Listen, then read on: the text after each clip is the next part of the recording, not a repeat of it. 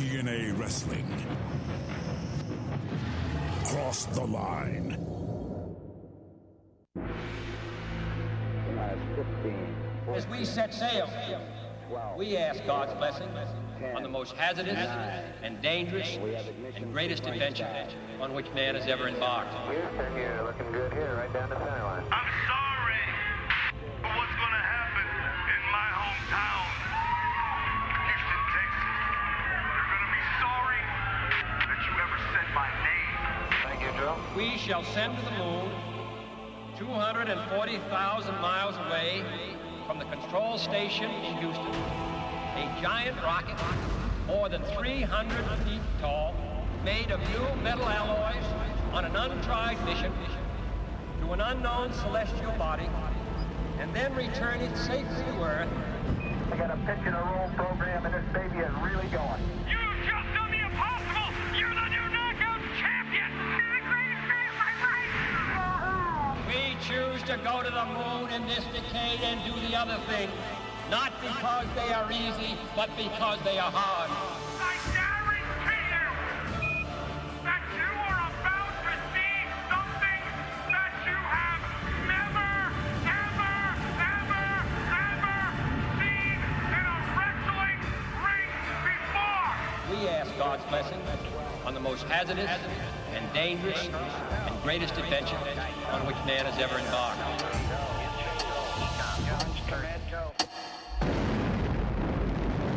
Okay, Houston, we've had a problem here. Oh my God! They just crushed him right through the glass! You want to declare war? Well, now you've got to be your blood on their hands. Payback! It's a bitch! Houston, we've had a problem. Kong will cripple you. Kong will break every bone in your body. Houston, we've had a problem. You can't beat me, Joe. You're gonna be sorry the word Samoa Joe ever came out your mouth. Okay, Houston, we've had a problem here. Houston, say again, please. Houston, we've had a problem. We ask God's America's blessing prestige on the has most never hazardous been lower and dangerous than at this moment. and greatest adventure on which man has ever embarked. Houston, you're looking good here. Release.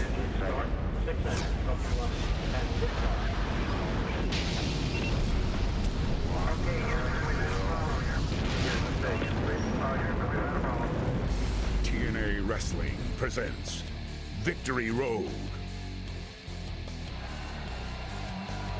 Tonight, live from Houston, Texas, rounds 3 and 4 of the World X Cup, including the return of Ultimate X, plus fans' revenge, interactive wrestling taken to another level with LAX versus Beer Money.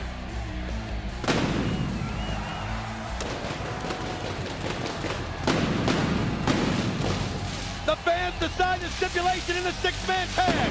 Falls count anywhere. Tables or full metal mayhem. And for the TNA World Heavyweight Championship, Samoa Joe defends his title against Houston's own Booker T. Jeremy Borach, I am outside the Reliant Arena. Fans still coming in to witness Victory Road, and we want to tell you right now, polls are open at TNAWrestling.com. What do you want in tonight's 6-man tag team match between Team 3D, Kurt Angle, Christian Cage, Rhino, and the phenomenal AJ Styles? The polls are open right now. Will it be a Falls Count Anywhere match? Will it be a tables match? Or will it be full metal mayhem? Your opportunity to vote is right now. Polls will be open until 11 o'clock Eastern time tonight, right now on TNAWrestling.com. Hello, everyone. Thanks for joining us tonight. I'm Lauren Brooke. I'm here with BG James, and we are live in Houston for Victory Road. Now, tonight, it's all about you. It's all about the fans. You know what? These fans here in Houston are losing their rabbit-ass minds. And for good reason. You see, these fans want revenge. And somebody else that's looking for some revenge is the TNA Tag Team Champions, LAX. Beer Money, I hope you're as tough as you think you are, because you're in for the strapping of your life. Now then, we're also going to find out if Kevin Nash was correct. Can Samoa Joe beat Booker T for the TNA heavyweight title. Apparently, we have mixed emotions here in Houston. We're about to take a long, dark, and sometimes lonely walk down Victory Road. Let's do the damn thing!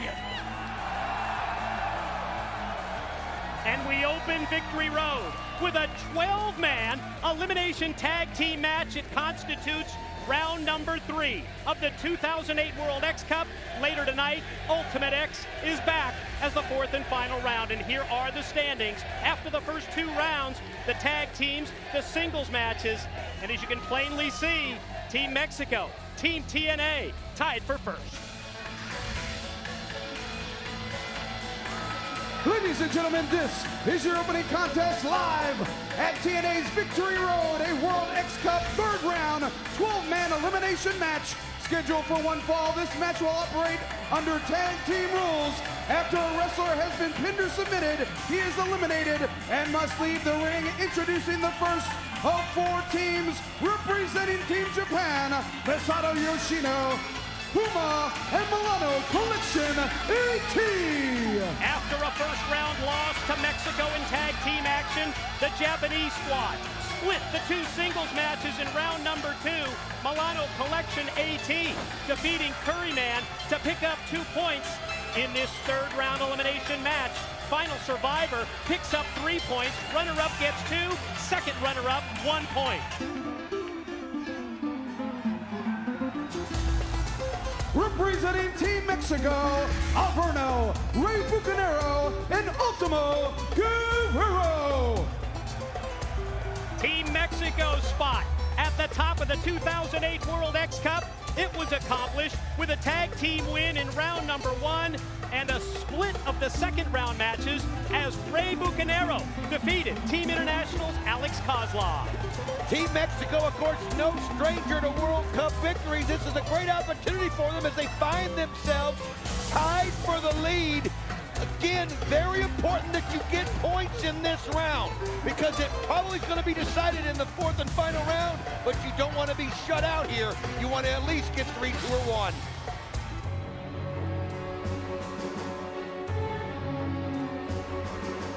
Representing Team International, Alex Kozlov, Doug Williams, and Tyson Dukes.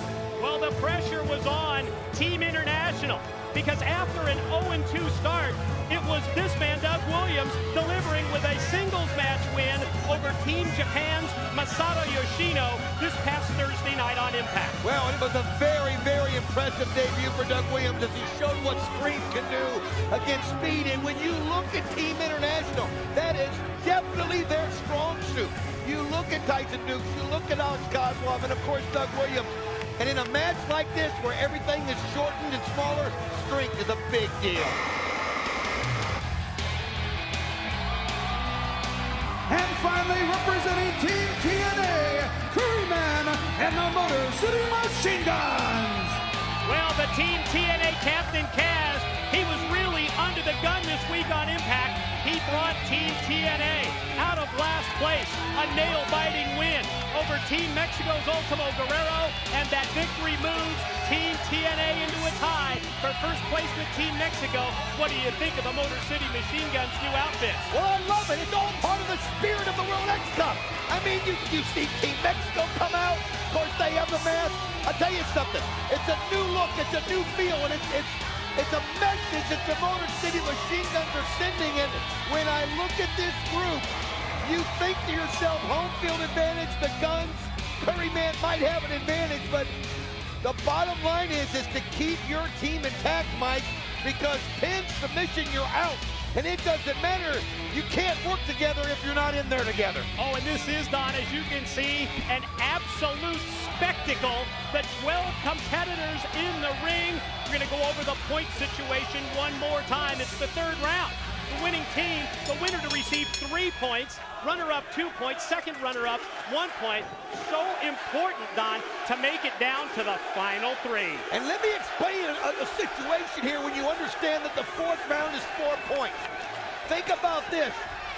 If certain teams right now, and you look at Japan and International with only 2 points, if one of them are shut out, depending on who wins, there's a good chance that they can't win outright in a match like this when you add it up. So it's very important that you somehow survive and get points, at least one, but of course you want the 3. We open the 12-man elimination tag with the very rightfully named Speed Star, Masato Yoshino, squaring off against Curryman, Team Japan against Team TNA. Although, well, Curryman is from New Japan Pro Wrestling, and you saw there the quick trip on Masato Yoshino, and he walked right up his back, and then Curryman quickly runs over to the corner and takes down Puma. Well, he knows that Yoshino has heard all this hype about his speed, and he is the Speed Star. He's the fastest guy I've ever seen in a ring, but we found out how that can be stopped with Doug Williams.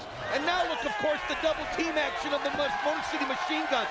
Keep your eye on them. Very important for Team TNA to keep those guys together as long as they can. What do you think the move is here for Team TNA? Do you react with speed against Masato Yoshino? Well, we'll have to find out later, because the quick tag from outside by Tyson Dukes puts him in control. Going to try and use his size advantage here against Chris Sabin. I'm going to tell you something else, Mike. This is not a popular sentiment, but you can't get pinned or submitted if you're not in there.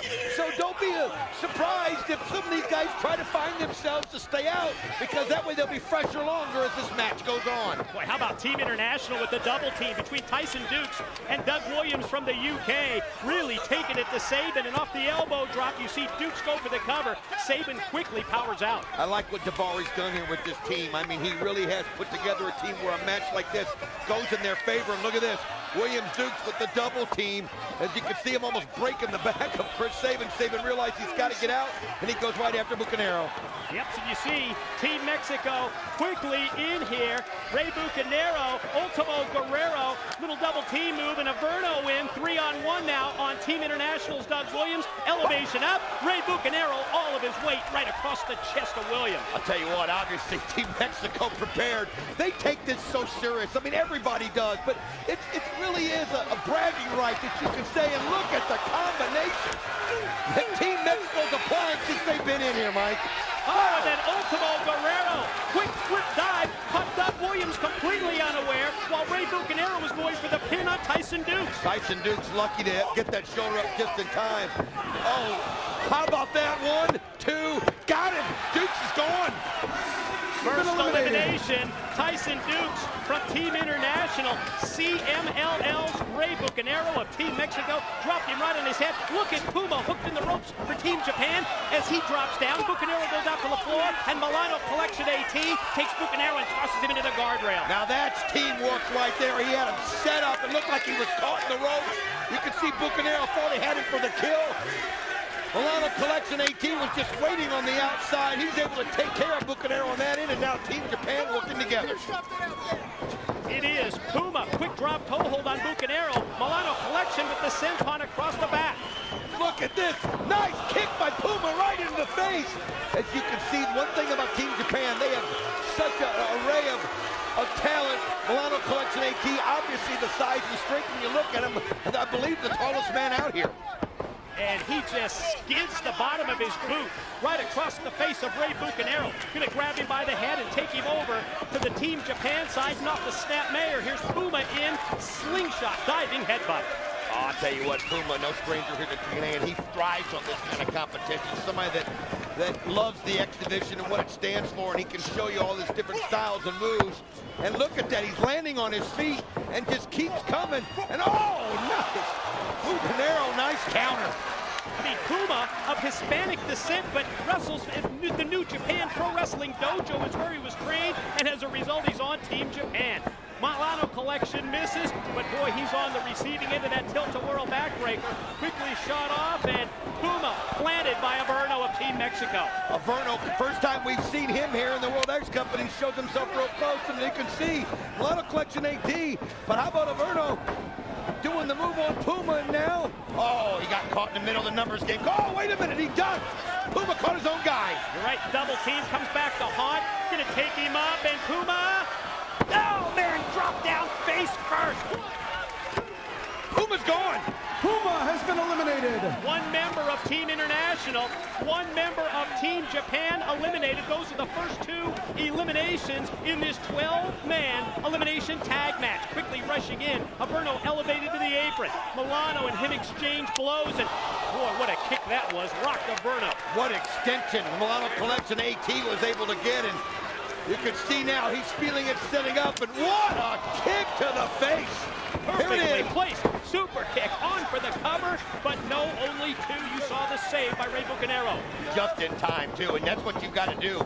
In a situation like this, it gets awful cluttered. You've got to have eyes in the back of your head. Saban, what a matrix move. How about that by Milano Collection that just caught Saban? Look at that. Twist that leg, and Saban holding in pain. Dragon screw leg whip applied, and then Milano takes down Shelley as well. Both of the guns stacked up, and he's going to roll them over into a double half crab. You ever seen anything like it? Trying to get them both to submit at the same time. What a move that would be. Curryman realizes he can't take that chance. He's got to come in there and break it up quick, just for the fact that he can't allow either one of them to tap or both. Great save effort that time by Curryman. You see Milano puts on the brakes. Standing switch by Saban. Low blow by Milano, who pushes the referee aside. And then Milano, where did that come from? There was no low blow there at all. Oh, now he's just playing possum, and you can see Saban trying to argue. Referee Andrew Thomas checks with Rudy Charles, who's positioned and stationed outside. I love this idea of two referees in this match, and you saw that Rudy Charles said no to the low blow. Nice twisting, one, turning, two, forearm, and he matrixed right out of the pin. Milano Collection AT really turning it on tonight at Victory Road. And he's got those kicks just so accurate, but that time he rode right into Saban, and he spun it once, spun it again to the head. Chris Saban, you mentioned the two referees. It's very important. Here's a nice double team move. Shelley comes in. There's the cradle shot. Cover. And 3 count. Milano Collection AT is eliminated. That's how you get rid of Milano Collection AT, because he's probably been the MVP so far in this matchup here tonight. And Saban's going for Yoshino, and wow, that'd be incredible to have Team Japan going. And that's how you really put Masato Yoshino here at quite a disadvantage, but Yoshino's going to go for the cover on Saban anyway before he powers out. Think about this. With the eliminations of Puma and Milano Collection AT, Masato Yoshino in the ring right now with Chris Saban, the lone remaining member of Team Japan. I'll tell you, he's going, oh man, and you can see the guns just working on him there, and they're going to, what a move it is. You get Team Japan out right now, and then they get no points and virtually no chance. And then, of course, that increases your odds. What Masato Yoshino's going to have to do is not use that speed to get pins. He's going to have to use that speed to survive. Stay alive, that's for sure. Quick shot with the elbow, but boy, Shelley was right on him. What a great follow-up move, clothesline in the corner. That'll slow you down in a hurry. He did. He just followed right behind him. I mean, Yoshino turned around and Shelley was right there. He's going to finish him off. Oh, and just slides that drop kick right to the head. And there's the hesitation drop kick by Saban, Mike. Motor City Machine Guns, both catching drop kicks on Yoshino, but he's still able to power out as Shelley goes for the cover. He's got to get out of the middle of that ring. He's got to get a tag in and let Team International, Team Mexico, and Team TNA duke it out. This is one of those situations I was talking about earlier. Now, how about that? Acrobatics there.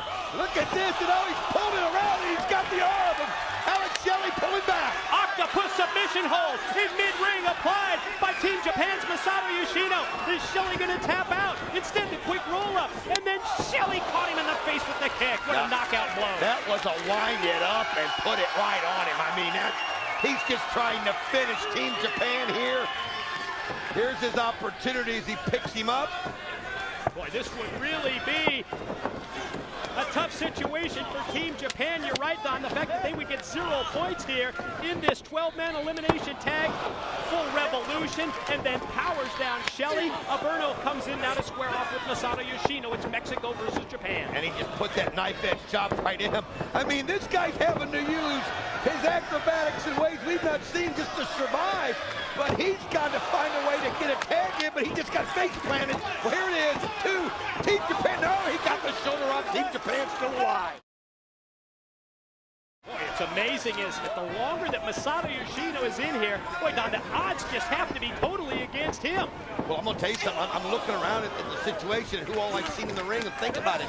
Team International have been very quiet as of late. I mean, we have seen Williams, but, I mean, think about Kozlov. I haven't even seen the ring at this point, which is a great move for Team International. Talk about staying under the radar, and you're right. Team TNA, Team Mexico, yet to have an elimination.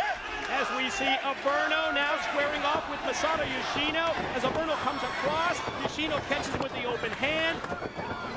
Again, amazing revolution around. Quick roll up here. Averno's shoulders down. He got him! 3 count, I believe. Is it 3? Did he get the shoulder up in time? Averno has been eliminated. He got him. Yes, that was an elimination. The first elimination for Team Mexico as Averno is out. Now it's broken down. Kozlov finally in, representing Team International, and he just overpowered Curryman with that mid-ring slam. And look at him. I mean, the guy hasn't even worked up a sweat yet. I mean, he is fresh. This is a great move now, and as he does his dance that he loves to do, and with the kick, I love this move. I got to tell you, I love this. The Russian Cossack dance, and it's answered by the super kick. Just knocked his head right off, as well as that headpiece. There's that rolling move by Doug Williams. We saw that on Impact, but it's Curryman in to make the save. Chaos Theory suplex by Williams, broken up. Up on the shoulders to the Spice Rack attempt. No, elbow shots by Curryman on Williams.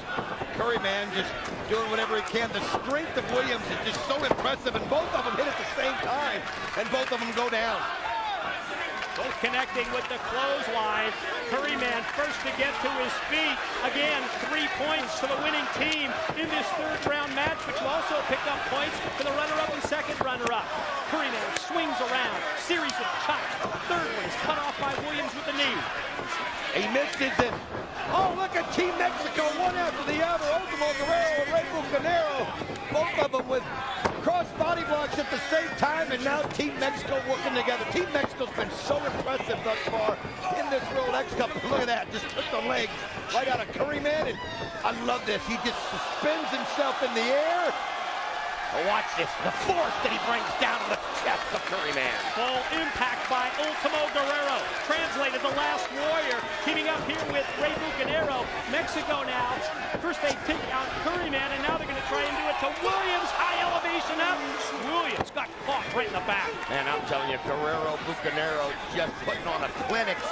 Curryman, though, think about it, Team TNA still has all 3 members. Very important for them here in the hometown crowd. Going for the Hurricane Rana, but look at this, Guerrero stops it. That strength that he has. Powerbomb from the middle rope. Quick cover. Guerrero on him, and Curryman's out. Curryman has been eliminated. You just put the jinx on Team TNA, didn't you? I spoke way too soon. Good move here for Masato Yoshino, staying under the radar. I could see him trying to hide out, trying to get him a break as he was in that ring so long. He's the only hope that Team Japan has. Rey Bucanero gonna mount the top rope. Here it comes. Twisting senton off the top. Covers Williams and got Doug Williams, I believe, eliminated. You saw Kozlov try and come in for the save, but Ultimo Guerrero stopped Kozlov. I'll tell you, a great move to cut him off because it was that close. Now you've got Team Mexico. The gun's still in there with the 2 each. Kozlov, Yoshino, the only things that Team International and Team Japan have left. Boy, Motor City machine guns crash and burn outside. Ultimo Guerrero lights up the chest of Shelley with the knife-edge chop. Sabin and Shelley both going down to the concrete. You can see Sabin favoring his arm, his elbow.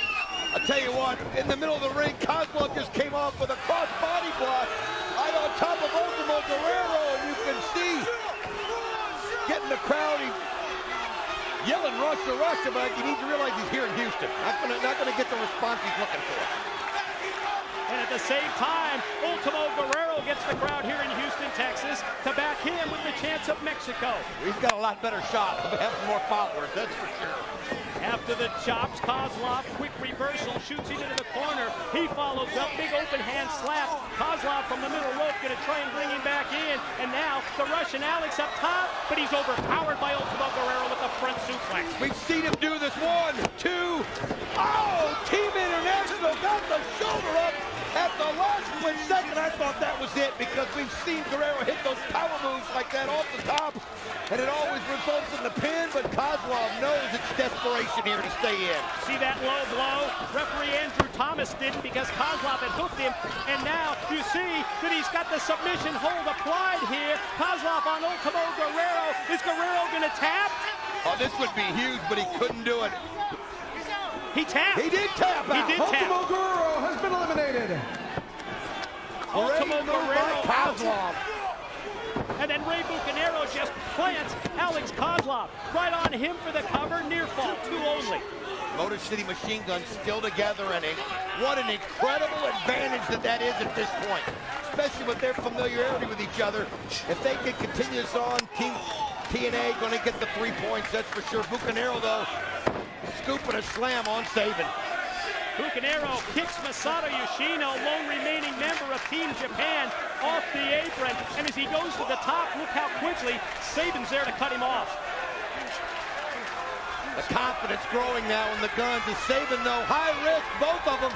It's going to end up, oh, what a Hurricane Rana by Sabin. I mean, he went for it. Such a high-risk move. He caught it. And listen to this crowd. They appreciate the effort. More importantly, can Sabin and Shelley work together here to eliminate Rey Bucanero? Double team kick, follow cover, 3 count. Rey Bucanero has been eliminated. Team Mexico is now done. They cannot get any points. You've got to give a big credit right there to Masato Yoshino because he was able to survive and at least get one for Team Japan. That's incredible. What a nice combo. What a huge edge at this point, though, Don, for Team TNA. Not only the numbers game, but the familiarity of the Guns as a team. Well, they're down to the final 4, and there they are, the 2 of them together. I mean, this is just what you dream about. This is how you plan it. There's no way they could have thought that it could be this way, and what an incredible advantage for the Guns. What if Team TNA, Don, were to have several points here, both the winner's points, maybe a runner-up or second runner-up, they could really move out in the lead. You can see Masato Yoshino, he's caught up top. Oh, nice kick by Sabin as he almost heard Kozlov coming in, but look at this. Oh, Shelley climbs up. Right up the back of Kozlov, and he's got Yoshino for a jawbreaker off the top. Now that's a jawbreaker. Think of the distance that it was, and now look at this combination. Sabin, Shelley's got Kozlov, and Yoshino. Oh, perfectly placed drop kick right in the back of Kozlov, which applies the pressure to the neck of Yoshino, too. Oh, Yoshino able to kick out. Can you believe it? Quite a story, isn't it? Masato Yoshino, the underdog in this match, almost from the outset with his 2 partners eliminated early on. Amazing to me that he's still surviving. I mean, think about the stretch that he had in the middle of the ring at one point. It was like 8 minutes all by himself with no teammates to help him out. And he still continues on. Again, Team International. Kozlov just tagged the back of Yoshino. Oh, nice drop kick by Sabin as he met him in midair. Referee Andrew Thomas puts in the count. The crowd here in Houston, Texas, looking on this opening match at Victory Road, the 12-man elimination tag. Kozlov blocks the attempt by Sabin to take him back up to his shoulders again, but then Sabin just took him and drove him down face first. Again, just followed right behind him and was able to grab the head and put it down, and Sabin feeling it, realizing it, like you said. The more points and just completely used brute strength. Here it is, 2.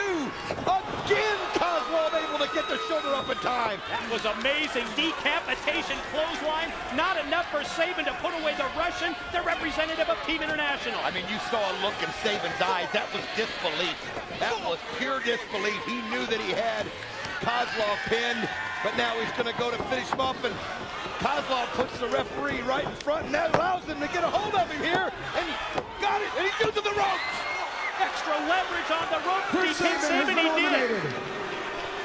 Chris Sabin eliminated, Don, and now we're down to the final 3. A representative of Team TNA, Team International, Team Japan. Well, and while Alex Shelley's arguing about what happened, when really you can't worry about it now, it's too late. Here comes Kozlov, an unbelievable somersault. I mean, he cleared the top rope by 3 feet. It was an unbelievable show of athleticism, and he creamed Alex Shelley. And think about it now. Internet International Japan have a chance to come out of here with a win. And as Yoshino came off the top, Kozlov caught him in the back of the head with a kick. But again, Yoshino stays alive. Unbelievable. It just shows you the desire they have to win this World X Cup. It is just, oh man, a knife that shot by Shelley that just vibrated out here throughout the arena. Oh, and he went too far. His momentum took him right over the turnbuckles and out of the ring. Yoshino, series of slaps to the chest of Kozlov. Quickly charges at him and then powers him right down. Unbelievable show right here for Yoshino, and he's got to finish Kozlov right here if he can. Oh, look at this.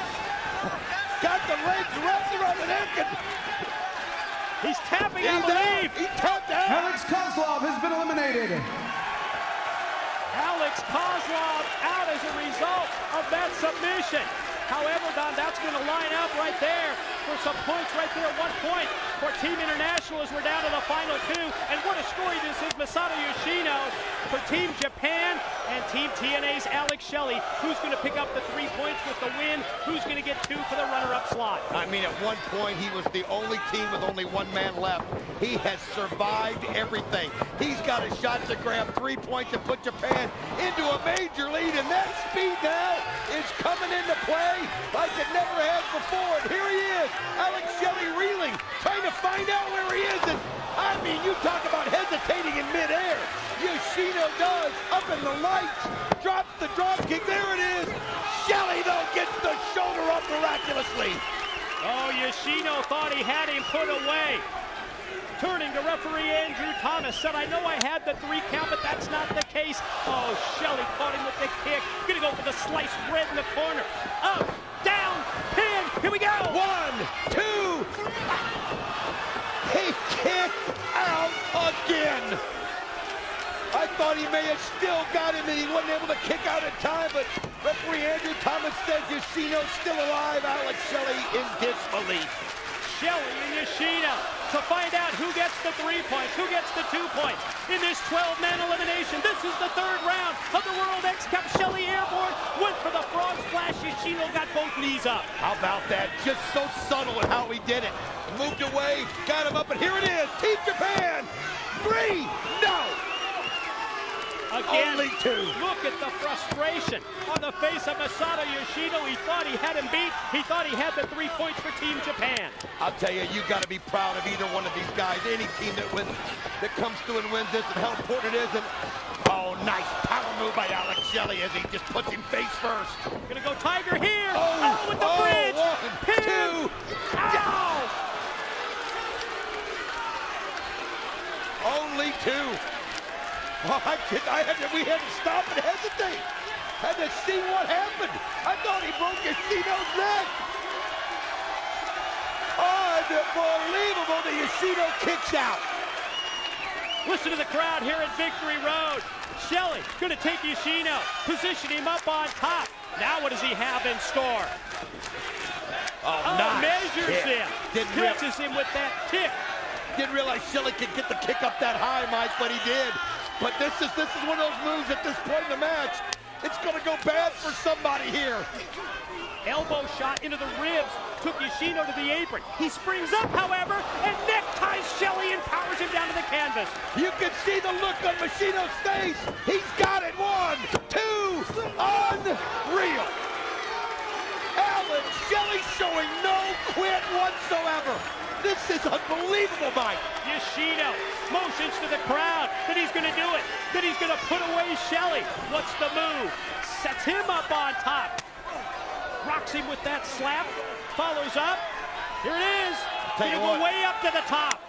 He knows if he can spring up there, but Alex Shelley tries to catch him and lands right on the knee, and here he goes. On him. Pin. 1, 2. Got it! Team TNA gets 3 points. Ladies and gentlemen, the winner of the match, representing Team TNA, Alex Shelley.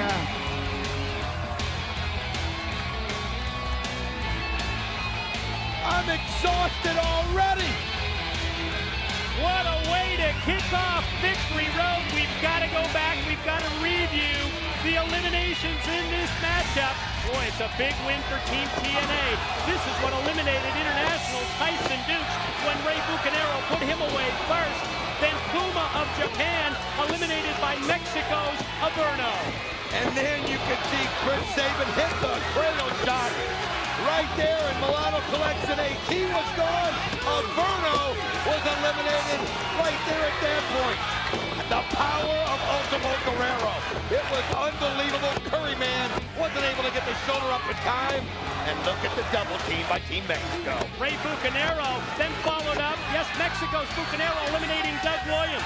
International's Alex Kozlov back to take out Ultimo Guerrero. The Guns with the double team move. Ray Bucanero say adios. And that was the end of Team Mexico. And then Kozlov able to use the referee, able to use the ropes, able to get the pin on Chris Sabin. Then it became any man's game between Japan International and TNA. And how about that submission move? Kozlov lost his breath, had to submit, but finally Alex Shelley. Here it is, got it.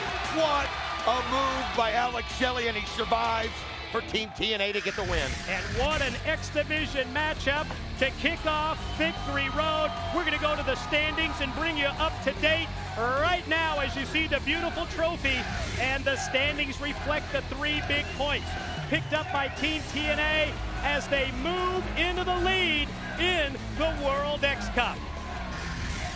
It's Mike Today, Don West at ringside. How's that for an opener, big boy? And how about that effort, even in defeat, the runner-up spot for Masato Yoshino of Team Japan? Yeah, it's one of those, if you gave an MVP award for that particular match, you'd have to consider it, because he had to survive almost 15 minutes by himself, and I thought he pulled it out 5 or 6 times. Alex Shelley, incredible effort. Great crowd here in Houston, Texas, and let's preview what we have in store for you later tonight at Victory Road. TNA Knockouts in action, one-on-one. Angelina Love to face Gail Kim. It's fans' revenge. Beer money, LAX, but there'll be 12 people around the ring with leather straps. If you come out, you're fair game. Major heat, major friction between these two. They're finally going to settle it tonight at Victory Road. How about the Guru Sanjay Dutt against Jay Lethal Black Machismo? And in a rare position, Awesome Kong finds herself as the challenger. As Taylor Wilde was able to defeat her for the Knockout Championship, there will be the rematch tonight. You've got to go to our website, TNAWrestling.com right now. Pick the fan stiff, Styles, Cage, and Rhino against Kurt Angle and Team 3D. And it's for the TNA World Heavyweight Championship. Booker T challenges the champion Samoa Joe. And keep in mind, we heard from the Icon Sting, he said he will be here at Victory Road. Ladies and gentlemen, throughout this Victory Road pay-per-view presentation, we will be showing you the homecoming for one Booker T. He's the challenger tonight against Samoa Joe. On that note, let's show you Booker T's homecoming here in Houston. This is part 1. Welcome, TNA. Let me show you around at Booker T's estates. My prized possessions, the African room. Just go here sometime just to meditate. Come this way, check it out. A few trinkets. This one right here. TNA's most memorable moment. Some of my most prized possessions right here. The key to the city was bestowed on me by the mayor of the city. Does Samoa Joe have one of those? No. My queen. Say hello to TNA. Hello, TNA. Now check out this. The wall of achievements. Look at that. I've done it all. Moving along. This is where I come to meditate, think about what's next, and what's next at hand is Samoa Joe, Road to Victory, Sunday night. And welcome to Booker T's Bistro. Check it out. See, this is what hard work will get you. Booker T's Wines and Spirits. This right here, this wine, produced in my own wine cellar here at the BT Estates. This right here, my own brand also produced when I was 5 years old. 5 years old. 5 years old. 5 years old. Samoa Joe, do you have your own brand? Right here, what we have is the lovely Champagne Bush Carrera. That is the lovely Charmel, my queens. This is my home away from home. This right here is what I call the Monster. Vintage, 89, Speedster. Can't beat it, man. Right here, the Hummer will roll over anything just like Sunday night. I'm gonna roll over Samoa Joe's punk ass. Right now, I wanna show you why I train, why I really get down. The Booker T's Pro Wrestling Academy. Follow me.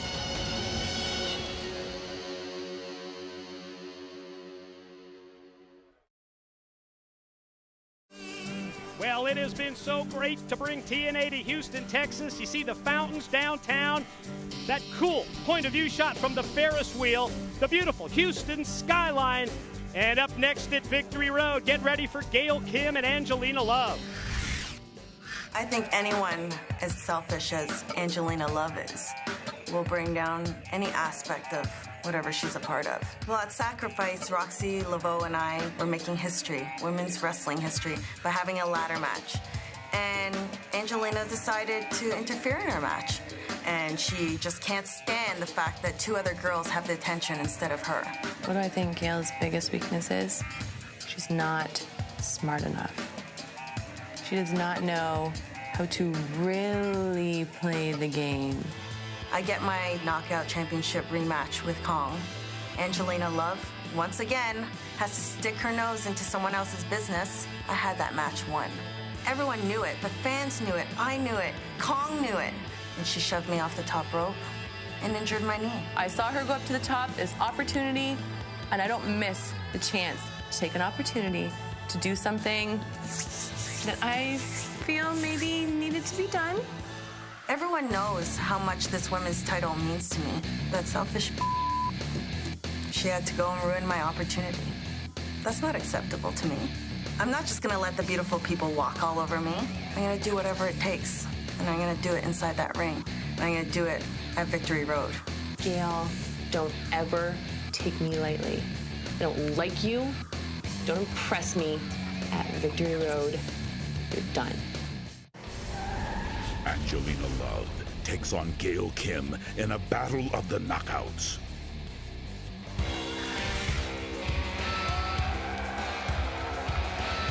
Ladies and gentlemen, this is a Knockouts grudge match. It is scheduled for 1 fall. Introducing first, accompanied by Velvet Sky and representing the beautiful people from Toronto, Ontario, Canada, Angelina Love. You just about had it up to here with the beautiful people. It's hard to believe that 2 people that look like that can cause you that much pain. You know what I mean? They just irk you. They just got this way about them. They're just too good for everybody else. Pain, mental anguish, absolute embarrassment. Just ask JB when they gave him the brown paper bag treatment on Impact. Well, that's why you and I try to avoid them as best we can, because we want to make sure that bag doesn't come over here. We got to know where we can run or hide connected here to these microphones. Boy, when it comes to the background of these 2 TNA knockouts, and wow, what a great close-up look that was of Angelina Love. I think I totally lost track of what I was going to say about Angelina Love and Gail Kim. And this is definitely Velvet Sky's best side. Probably just best if you and I lay out and just take a look. You know, pictures worth 1,000 words.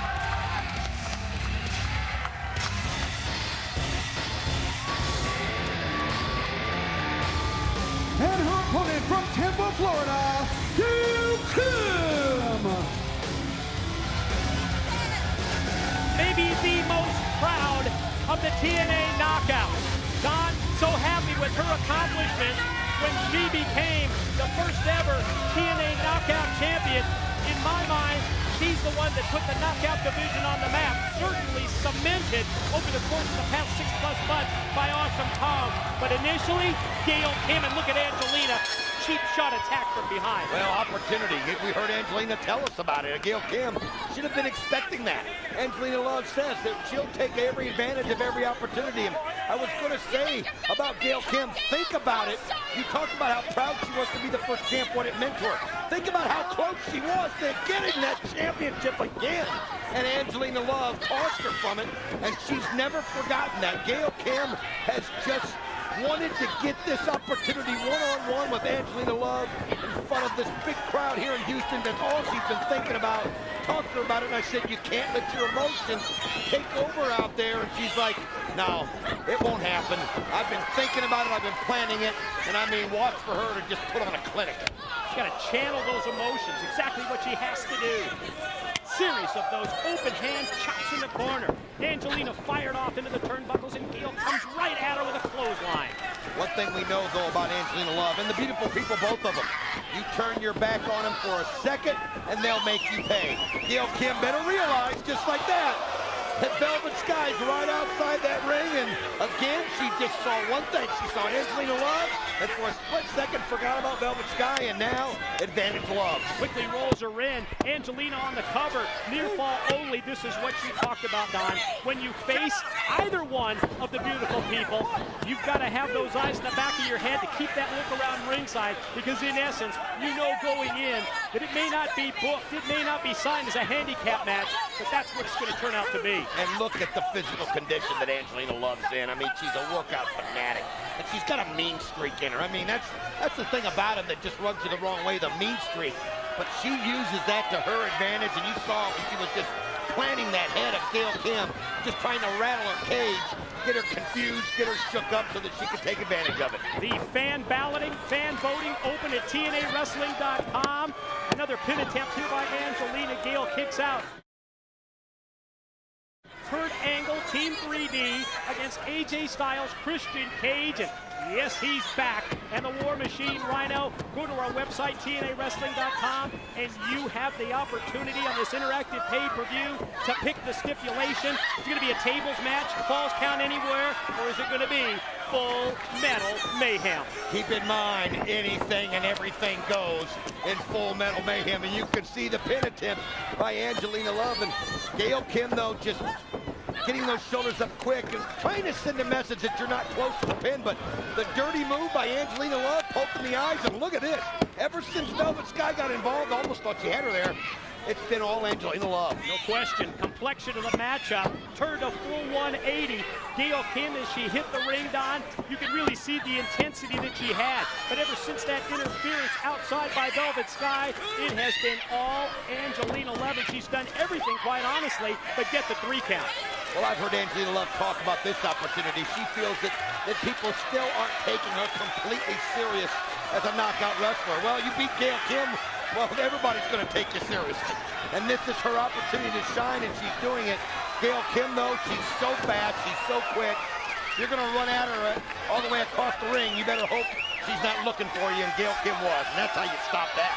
Oh, and check this out, Don. Gonna try and go for a figure 4 type spot around the ring post. Man, shades of Bret the Hitman Hart. I'm telling you, she's just pulling on it for all she's worth. Just causing the pain, trying to get Angelina Love to tap out. And again, the referee checks on Angelina Love. Velvet Sky sees the opportunity. But look at this, Gail turns it right around on her, slams her back into the rail. I mean, that's a good move as long as you don't lose your total focus and concentration on Angelina Love. Gail, quickly, back up, perched up on the top rope. Angelina slowly makes her way back to her feet. Again. But then from outside, was that Velvet again? Oh, she grabbed the rope, shook them, and you can see the pain that Gail Kim is in. That's what happens when you make a high-risk maneuver like that. She thought she had Velvet Sky out of it. She thought she hit her hard enough into that rail that she wasn't going to make it back in time. Velvet Sky realized she had to get there to protect Angelina. Boy, these beautiful people really watching each other's backs as we see the new TNA trading card set. Great shot there of Gail Kim, the new TriStar trading card set. As we see the suplex from the middle rope, and the impact right there as Gail Kim crashed on the canvas. How about that display of strength from Angelina Love? I mean, that sends a message not just to Gail Kim, it sends the message to everybody in the knockout division. that she has a lot of weapons. She's got so many in her arsenal, and I'll tell you, Gail Kim is just, I don't think she's got anything left here. And I mean, at the last second, she got the shoulder up, and I mean the last split second. Gail able to avoid the 3 count almost miraculously. The series of times that Angelina has had almost the 3, missed with the kick that time, and Gail answers, caught her with a clothesline, then dropped her that time, another lariat, and there's the drop kick. As soon as Angelina got to her feet, that drop kick was right there in her chest. And now Gail Kim scoops her up, but look at this. Angelina Love rolls her over. 2. Wow. Gail just barely kicked her out in time. Oh, and then just charges across and spears her down. Angelina must have had half a dozen near falls. Velvet Sky quickly drops down. Keep your eyes on Angelina when you turn around. You get caught right in the gut with the boot. Oh, she's going for the lights out there, but she's not able to hit it. As you can see Gail Kim cracking her with those elbows. She knows how devastating that move is. And wow, how about Gail using the knees perfectly. Angelina Love's reeling. There it is, that handcuff neck breaker she used, Mike. Just neckties her down, on her, leg hook, 3 count. Here's your winner, Gail Kim. To me, this is an important victory, Don, for Gail Kim. I think it gets her right back on track in the TNA Knockout division. You look at this division. Oh, come on. Well, the blind side by Velvet Sky, and I guess we shouldn't be surprised by it. I was going to also say it's giving Gail Kim some closure, but no more. It's now getting personal. It's now become something beyond what it was earlier. Exactly the case, and just when I was going to talk about Taylor Wilde turning this knockout division upside down with that huge upset on Impact, you saw Velvet Sky come right in, and here comes the brown paper bag once again. Well, they may not get the victory, but they're going to try to end it with the humiliation as they've got Gail Kim, and now setting her up with a paper bag. The teamwork, as you see Velvet Sky cracking her across the chest, flinging her across the ropes, and look at this, Gail Kim, smart move, dives underneath and says, we'll fight this another day. Ducks out to the floor, Gail Kim, hand raised in victory. On that note, we're going to send it to Lauren and BG James with the 12 TNA fans who are going to be a part of Fans Revenge. I'm standing here in anticipation of the Fans Revenge match tonight between Beer Money and LAX. Now, right behind me is BG James instructing our 12 lucky fans who are going to have the chance to turn the belts on Beer Money. Now, BG James, how's it coming along? To tell you the truth, I can't hear you. These intense fans are ready to whip somebody. Hey, I'll tell you what, what's your name? Name's Al. Al? You know, Al is our national contest winner from TNA Wrestling.com. Al, why don't you take a swing at Cowboy James Storm? Hit him, Al. Hit him, Al. Whoa, what's your name? Chile. Chile, why don't you hit Robert Roode? Get him. Everybody, get him. Get him. Everybody. Hey, okay. I guess you can see that these fans are ready to light somebody up. Somebody is getting flogged like a dog at Victory Road. They once were the best of friends, 2 X-Division superstars willing to put it all on the line for each other until a woman came between them. Will you marry me? Oh, yeah. The Guru Sanjay Dutt, once a loyal companion, the former best man to Black Machismo Jay Lethal, has now become his bitter enemy. The man that you're gonna marry tonight is not Jay, it should be me. Blinded by his love for SoCal Val and destroying the bond that once made them brothers. Have you asked her what's in her heart? I need more time. I feel like we should postpone the wedding for a while. The bottom line is, Jay, Val's in love with you. There will be no time for love at Victory Road. We pray that the shackles that Jay Lethal has put on SoCal Val are broken free, and only then can Val express to the whole world that she's in love with me. Now, Jay Lethal will get his shot at revenge as Black Machismo goes head-to-head with the Guru in a grudge match. Love turns to loathing as Sanjay Dutt faces his former best friend, Black Machismo Jay Lethal, in a grudge match.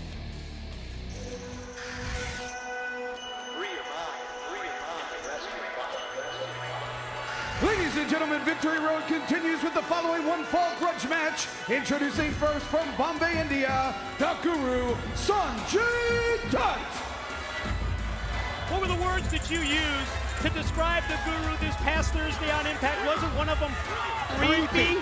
Very creepy. I mean, he's somebody that we have respected here at TNA from day one. We called him the best X Division athlete never to hold that title, but we have found when a woman gets involved, what can happen to a man's mind, and I think this guy's mind had snapped. Yes, the Guru Sanjay Dutt, tambourine in hand, not afraid to go around ringside here with that tambourine out, asking for the donations. Let me guess, this is probably for the Set Val Free Fund. Set Val Free, and he's got a card and a rose that he brought out with him. Why wouldn't he?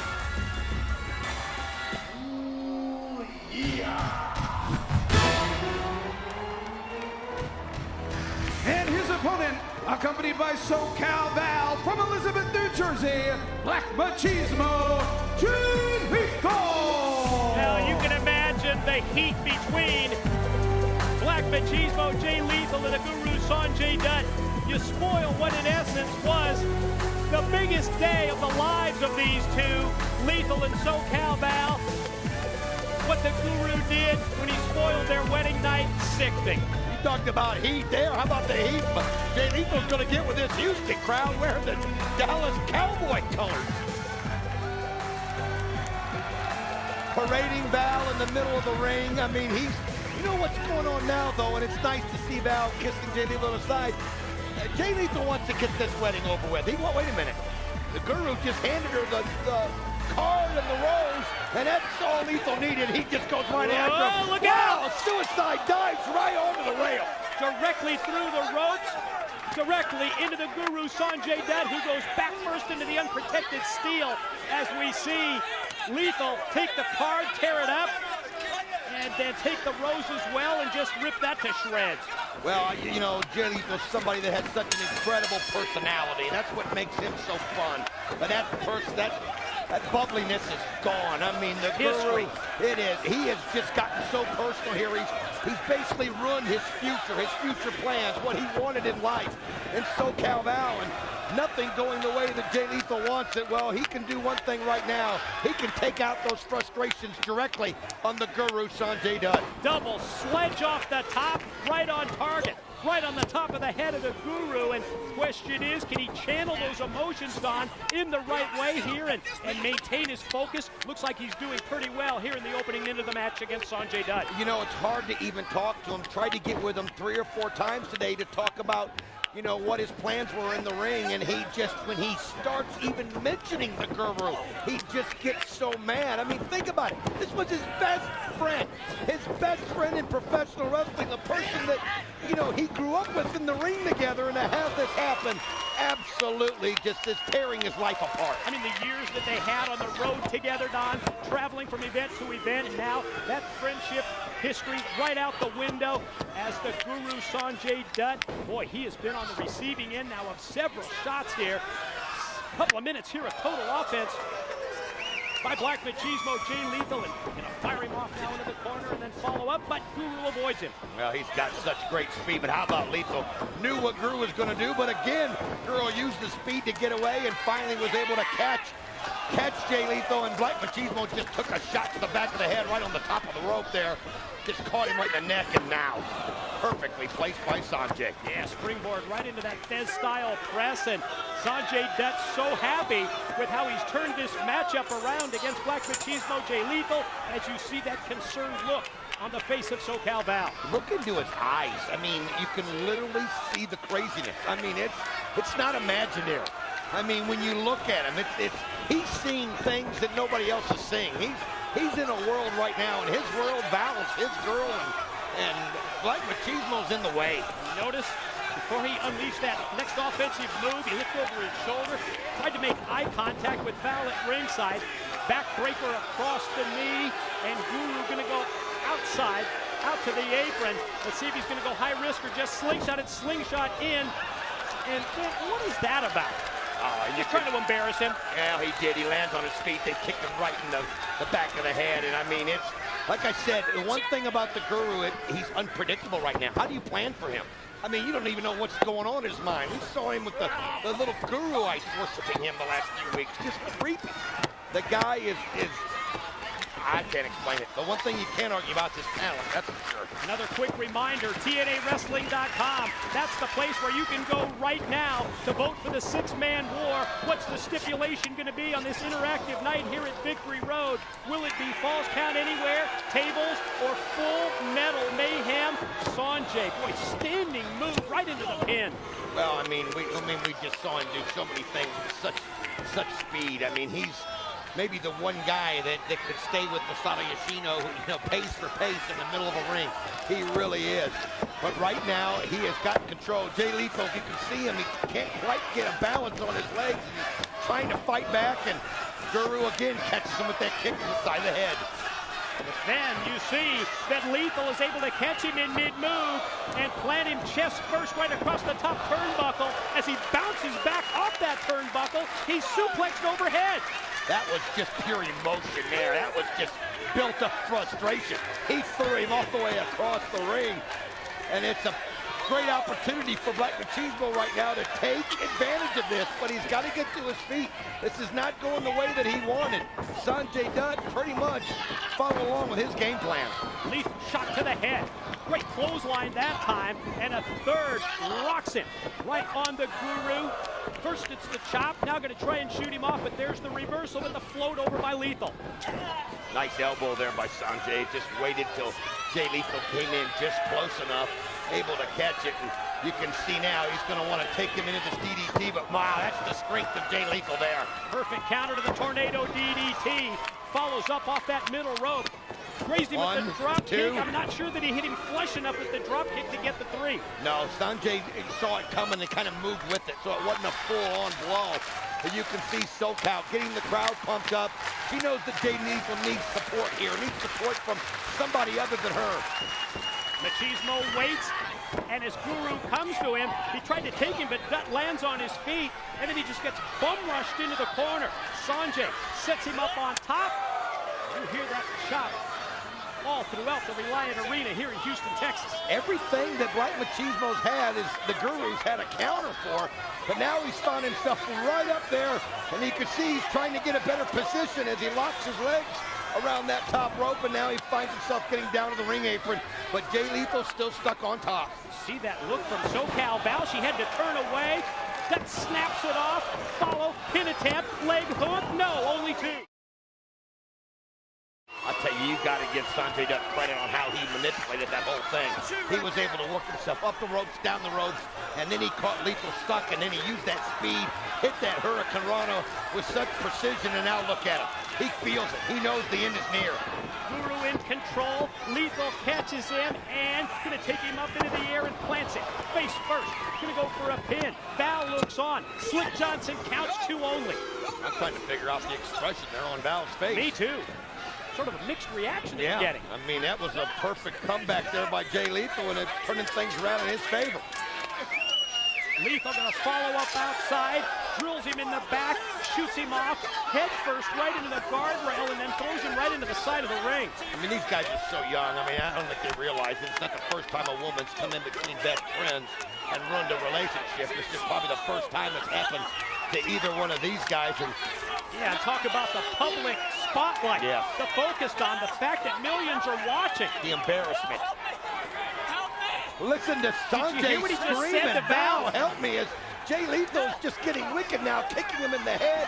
And look at this, right on the table, just slams him right on the top of the announce table. And, oh, Jay Lethal, just like a guttural scream, came out of his chest. You could just feel the animosity, as now he realizes he's got the advantage, and he just doesn't want to beat him. He wants to physically destroy him. Vicious, almost a violent attack there. A side of Black Machismo, Jay Lethal, Don, that we hadn't really seen before. That kind of intensity out here. I mean, how about Guru screaming at Val, help me, and look at Val. It's almost like she's worried about what's happening there in the ring. I mean, she can't watch. And you can see. I can read his lips. He keeps saying Val while he's in the submission hole. And she pops up on the ring steps. And Lethal told her to get down.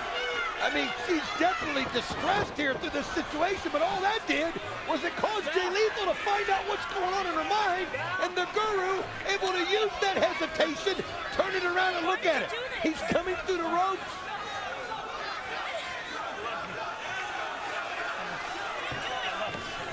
I think he just said, I love you. Oh, he did. He's just professing that love no matter what happens. The lethal combination now by Jay Lethal, and you can see the confusion on the face of Val. And now look at that fury, that hatred in the eyes of Jay Lethal. I mean, it's not enough. You hit him with the lethal combination. How many victories has he scored? Usually uses that lethal combination maybe to set up the top rope elbow.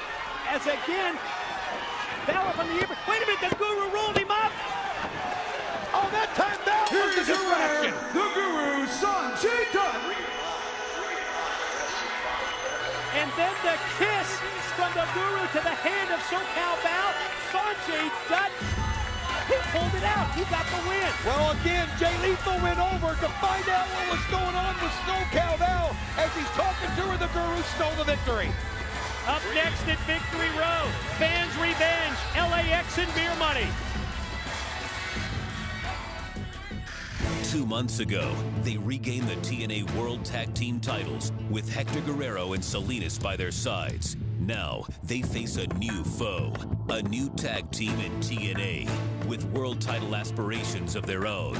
Beer Money Inc., Robert Roode and the Cowboy James Storm, united and willing to do whatever it takes to climb to the top of the TNA Tag Team division.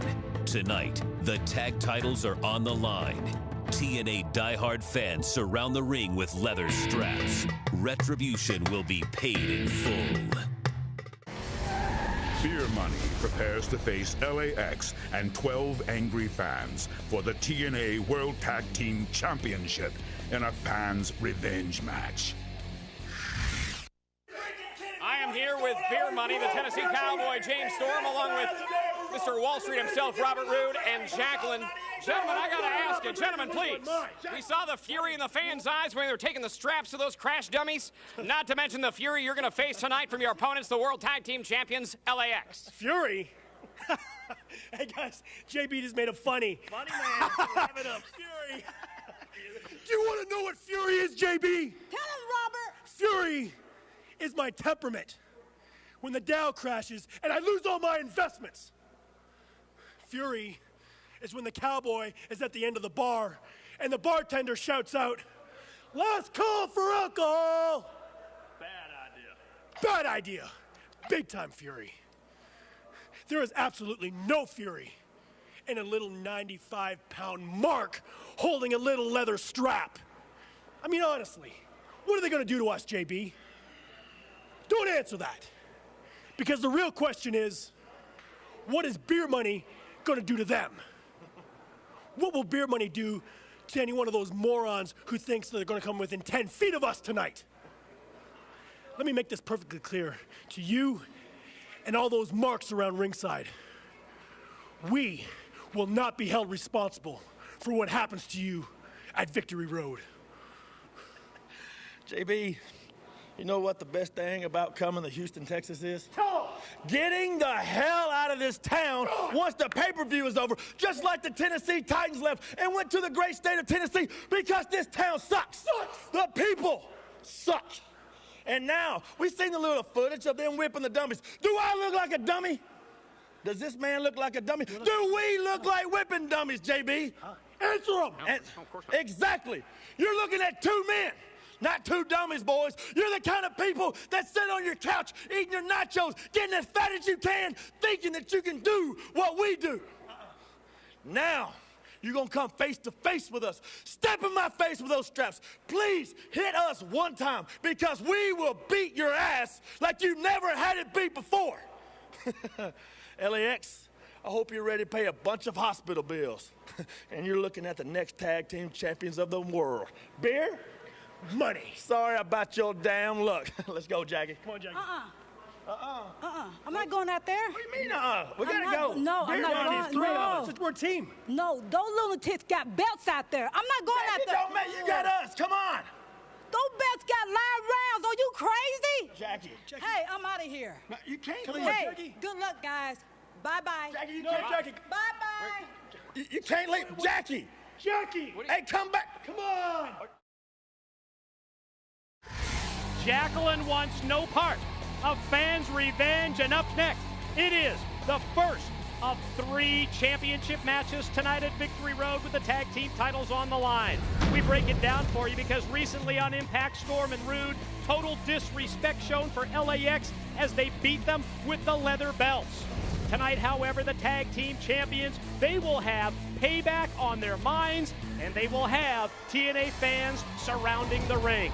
It doesn't get any more interactive than this. The fans, armed with leather straps, positioned around ringside, they're set to go to battle. TNA tag titles on the line. As we realize this match, as you see the guys coming on the ramp with the straps in their hands, keep in mind that tag team titles are on the line. It's not just about getting revenge. You got to make sure you come out of there with a goal. Let me try and run down the names of the fans. Elizabeth Duran, Jose Santos, Aaron Yendry, Emily Shook, Eric Jones, Centre Washington, Mike Eves, Renee Garza, Brendan Lyles, Margaret Greer, Chris Broward, Anthony Eves, and our national winner, Alvaro Al Rios. Mike, I look around, they're all wearing LAX shirts. Not a good sign for beer money. Sorry about your damn luck.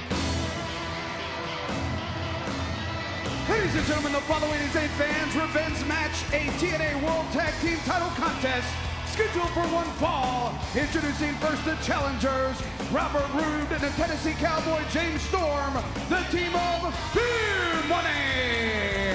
Did you ever think that two such different, two such distinct personalities would make such a good tag team like James Storm and Robert Roode? Well, you know what? When they look in the mirror, they see the other person. I mean, they may have different styles and tastes, like you said, but deep down to the core, they're the same person, the same self-centered a-hole. One condition for Beer Money to be a part of this fans' revenge match. You'll recall when Jim Cornette of TNA management talked to them, they said, we'll accept only if the TNA World Tag Team titles are on the line. Here come the champs.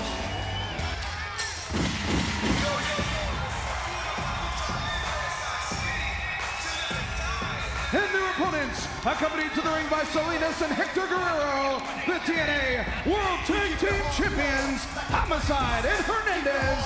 They are the Latin American Exchange. You're right, judging by the LAX t-shirts around ringside, judging by the crowd reaction here in Houston, Texas, we're talking about firm, full support for the reigning tag team title holders, Homicide, Hernandez, Latin American Exchange, and they've got Salinas around ringside as well. Let's face it, Jacqueline is no dummy. Yeah, obviously she realized what the situation would be like if she came out here. You gotta give her credit. I mean, look at this. James Storm is gonna need quite a bit of that beer in there, I think, to take away from the sting of the situation. Now keep in mind, they can't hit them until they hit the floor, but they are lined up, everybody around ringside with an LAX shirt, and you talk about underdogs. Beer Money right now, underdogs. Yes, Salinas, Hector Guerrero joining the TNA fans surrounding the ring. I think we got a dozen of them and maybe even one extra. One alternate chosen here for this fans' revenge TNA World Tag Team title matchup. And here we go. Yes, we're live in Houston. Homicide, Robert Roode start things off. And I'll tell you what, think about that parking lot brawl that the two of them had last week that of course led to Storm interfering, and then it just turned crazy. But you wonder what kind of condition Homicide was in the last time we saw him. He had those handcuffs to the back cuffed behind his back, and I mean, he was just beaten. Hernandez came in just in time, but you wondered about the condition. I like the fact that Homicide's starting this thing off, trying to get the momentum back in his way. I mean, but if you think about it, from the outset, Don, from that initial beating, it's all about putting LAX, Hector Guerrero as well, in that defenseless position as we see. Yes, Rude tossed out by Homicide, and the TNA fans lighten up the back of Robert Roode. I'll tell you, he went out of the wrong spot. There were 5 guys there at the straps, and they let him have it. And as somebody that's been on the back end of the straps from Robert Roode and James Storm, I can tell you the pain it is. But with these guys having their shirts off and the sweat running down their back, it's an extra sting, man. What do you mean he went out on the wrong side? Is there a right side? You don't think that these TNA fans, armed with those leather belts in their hands, that they're going to be on Storm or Roode like a pack of wolves? You got that right. I don't think there's any free space outside it. Well, maybe for Homicide, he's going to go take a little sip out of James Storm's cerveza. Well, I think they're being fair. I think they're showing the same courtesy to Homicide. You can see Storm can't stand it. He just had to come out there and try to make some kind of a statement, and all it's done is get him about 5 or 6 whacks. Looks like he's running a leather gauntlet there around the ringside area. The TNA fans trying to take those free shots at the Tennessee Cowboy. I don't know what Beer Money was thinking, that they thought they had any kind of advantage at this situation, but they got to make sure the match stays inside the ring. That's just all there is to it. Do what they do best. Try to ignore the fact there's 12 guys and gals standing outside with LAX shirts wanting to scrap the crap out of you. What you've got to do is just focus entirely on keeping the action in the ring, and you got to like that move there by Storm. Skins the cat before any of the fans can get involved, but then Hector Guerrero, who's also been on the receiving end of those leather straps, hooks Storm, takes him outside, and I think every one of the TNA fans got a free shot in on the Tennessee Cowboy. You like what Storm did. He tried to run around so the people couldn't get a clear shot, hoping he could make it through. But every one of them seemed to get something on him, and now the double team work by LAX, and nobody does it better. And I'll tell you what, Hernandez, unbelievably pumped up as we see the pin attempt.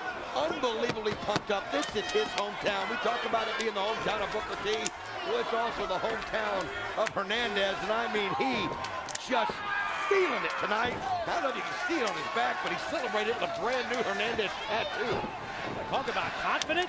You get a new tattoo right before a fans' revenge match. I think he's pretty confident that none of the fans around ringside are going to use those leather belts on that new tat. You got that right, because it's sore. He just got it done. Just wanted to make a statement, wanted everybody to see it, and look at Homicide, showing no ill effects from what happened at Impact. Yeah, beautifully done, snapping off the head scissors before being taken out to the apron. And then a big right hand by Roode drops him down to the floor. Roode follows, baseball slide. But look at this, he got hooked inside the banner, and the TNA fans are putting those leather straps on. Where'd he disappear to? Well, I'll tell you what, he used the banner there to protect there he him, is. And then he's, oh, look at this, he's come out on this side, over here, trying to see if he could fake him out, and then he got right back in the ring. Nice headbutt, though, by Homicide. He rocked his own brains that time. They have scrambled him a little bit, shaking him to get the cobwebs clear, but he follows up by snapping off the suplex. Going to maintain that contact, maintain the grip. Is he going to go for the 3 right here? He's got 2 already in the bag, and there's the 3rd. Snapped them all off. And if you see the fans around the ring, remember fans, running out of time, go to TNAWrestling.com for the stipulation.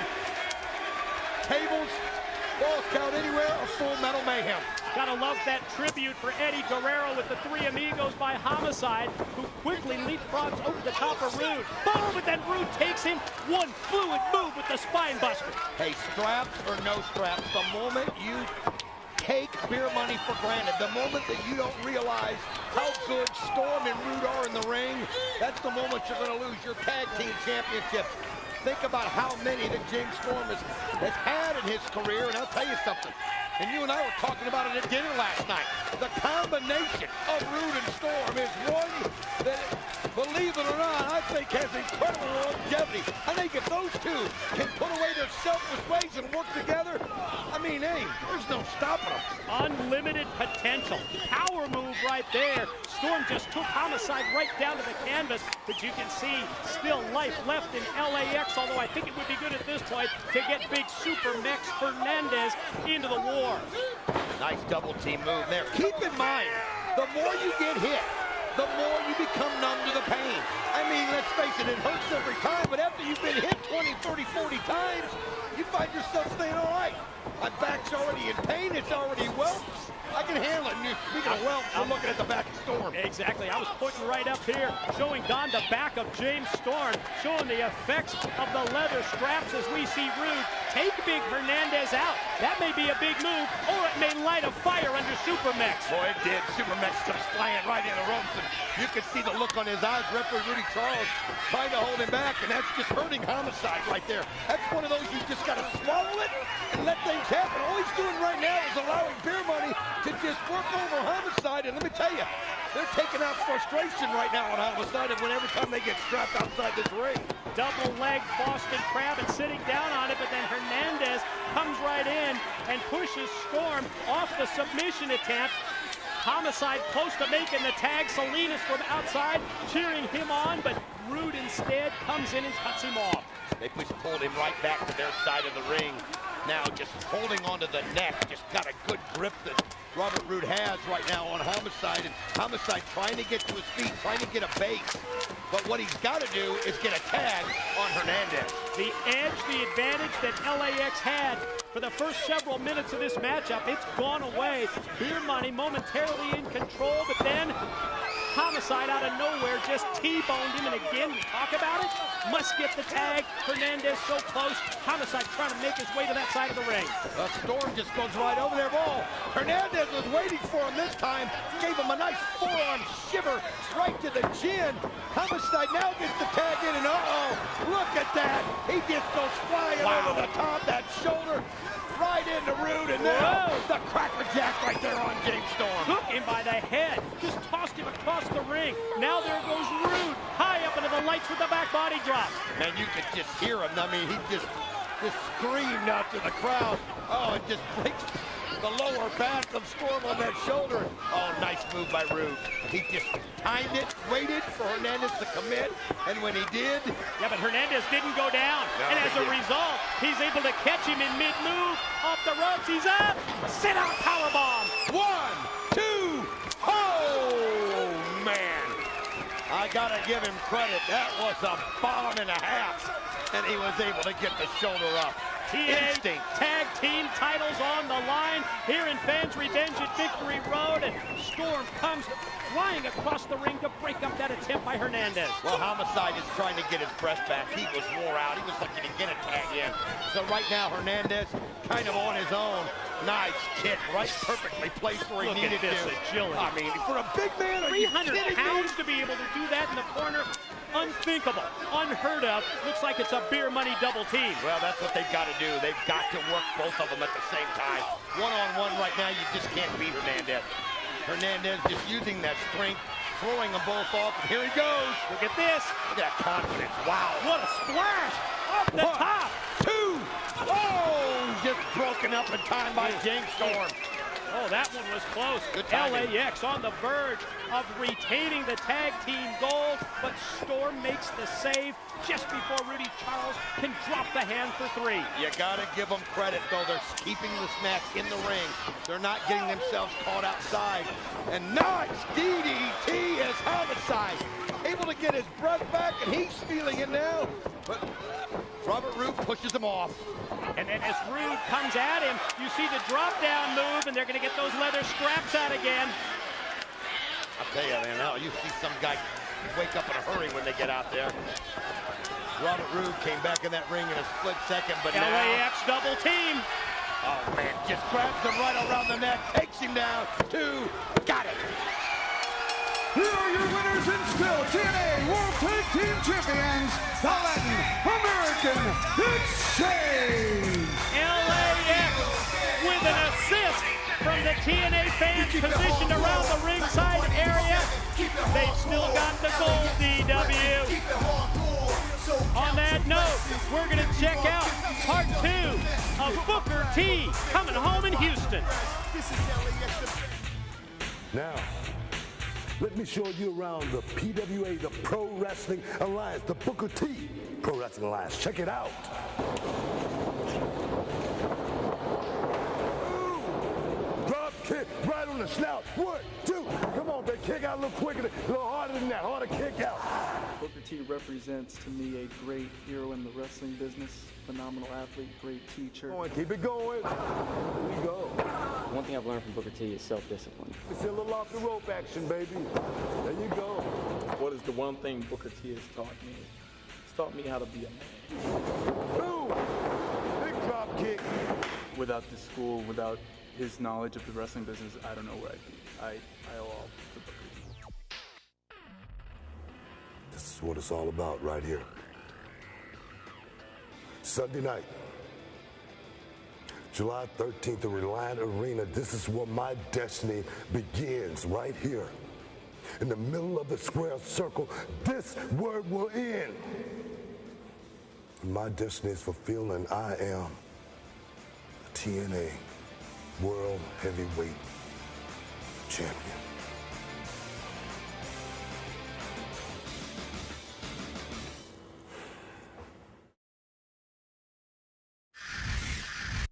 Last Thursday on Impact, Taylor Wilde, the biggest underdog in the history of the TNA Knockout Division, did the impossible. Ladies and gentlemen, your winner, $25,000 and the new TNA Women's Knockout Champion, Taylor Wilde. This is the greatest night of my life. We can prove dreams can come true. Tonight, Awesome Kong looks to take back the title that no one ever expected her to lose. Will lightning strike twice? Can Taylor Wilde make her first title defense? Or will Awesome Kong walk the victory road? Awesome Kong attempts to regain her TNA Women's Knockout Championship from Taylor Wilde. Up next, it is time for the second of our 3 championship matches. The TNA Knockout title on the line. Here's the bullet points for the tail of the tape. It was Thursday on Impact. We witnessed the biggest upset in TNA history. Taylor Wilde defeating the powerful champion Awesome Kong. TNA management Jim Cornette ruled. Kong gets her automatic return match tonight, and we can expect Kong to be prepared. Can you imagine the intensity of the challenger? After 6+ months at the top as champ, Kong's going to do everything in her power to regain the title. Can Taylor prove the upset wasn't a fluke? Ladies and gentlemen, the next match at Victory Road is a TNA Women's Knockout Championship return match scheduled for one fall. Introducing first the challenger, accompanied by Raisha Saeed from Japan. She stands 6 feet 1 inches tall, weighs 272 3/8 pounds. She is Awesome Kong. Seems strange. Awesome Kong in the role of the challenger after over 6 months on the top of the mountain. I'm going to tell you something. You know she's just been brewing and thinking about what she's going to do to Taylor Wilde. I hope Taylor Wilde used that $25,000 to buy life insurance, because she's going to need it.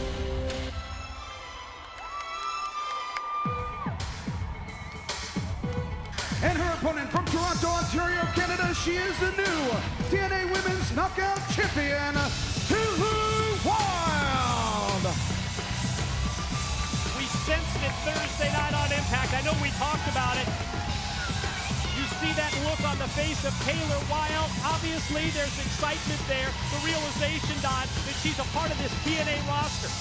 The reality that she is the TNA Knockout Champion, but at the same time, there has to be some nervousness as we see Kong attack from behind, even before the opening bell. I was just watching the body language of Awesome Kong, and you could just see she couldn't wait for Taylor Wilde to get in that ring. And as soon as Taylor Wilde lifted that belt, that Knockout Championship belt, that was all Kong needed to attack her. And oh, there's that brute strength. And let me tell you something. She caught her by surprise. We know that. Too. It was a great story. Taylor Wilde, I mean, it was underdog of underdogs. You call it the biggest upset in TNA history. It had to be. It has to be. And you know, she's got more confidence knowing she's done it once. But let's just face it, Awesome Kong has had time to think about what happened. Raisha Saeed's had time to drill into her what happened and how she's going to stop it. And I'm telling you, Taylor Wilde, in my opinion, is in severe trouble. She's going to have to somehow find a way again to take advantage of an opportunity when it comes, and she can't hesitate. She's got to take it right there. Look at these shots, open hand, usually leading to the spinning back fist. Oh my, what a chop to the chest. Yes, so the TNA knockout champ, Taylor Wilde, who went down. We have to think about a game plan and a strategy here for Taylor Wilde. Try and stay out of a position like this. Don't allow Awesome Kong to use the near 300 pounds in her favor and put that kind of weight right across the head, right across the neck as she had her positioned on the ropes. Brings her back out to the middle of the ring and just tosses her down. Now takes the foot. Look at that position right across her windpipe, right across the throat. And she's using very little effort right now. She's not exerting much energy. We saw her use that leg wrapped around the ropes there on the neck of Taylor Wilde. We saw her stomp that foot into her neck. Scoops, slams her. She's just like methodical in what she's planning here. Just looking it over, toying with her like a cat does with a ball of yarn. And you can see the fear in Taylor Wilde's face. It's almost like, hey, guess what? School's over. Incredible story, but now it's for real, and you're going to have to, again, show us that determination that you showed us. That's one thing about Taylor Wilde. I mean, one thing we respected was the fact that she never gives up no matter what. And that's what we're seeing right here. As you see Kong, not only with the chin lock, but at the same time, imagine all of that weight right across your back. She's trying to snap her back and snap her neck at the same time. No give up at all for Taylor Wilde. Man, she's just pulling back on that neck with such force. You can see the determination. Raisha Saeed, though, great shot of her just looking on. I mean, those eyes, they speak so much. And then right back to the submission again. Saeed obviously happy with the way things are going here for the challenger, her charge, Awesome Kong, and Taylor Wilde just will not give up. But think about what she's doing to Taylor Wilde here. She is just she's wearing her down, taking the air out of her, wearing her down, and just trying to make her physically unable to come back. But look at Taylor. She gets her hands in the hair. Oh, but Kong just shakes the hair. As a weapon to fire her off into the corner.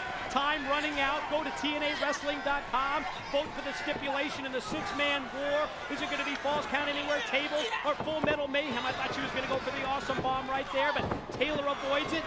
Comes back with a drop kick. Go to TNAWrestling.com right now to vote for tonight's stipulation. Taylor Wilde's done something that no other knockout has ever done. Anytime she's been in that ring with Awesome Kong, she's avoided that Awesome Bomb. Beautiful drop kick, but look at Kong. She just rolled right up, and that look on her face told it all, and she just decapitated Taylor Wilde.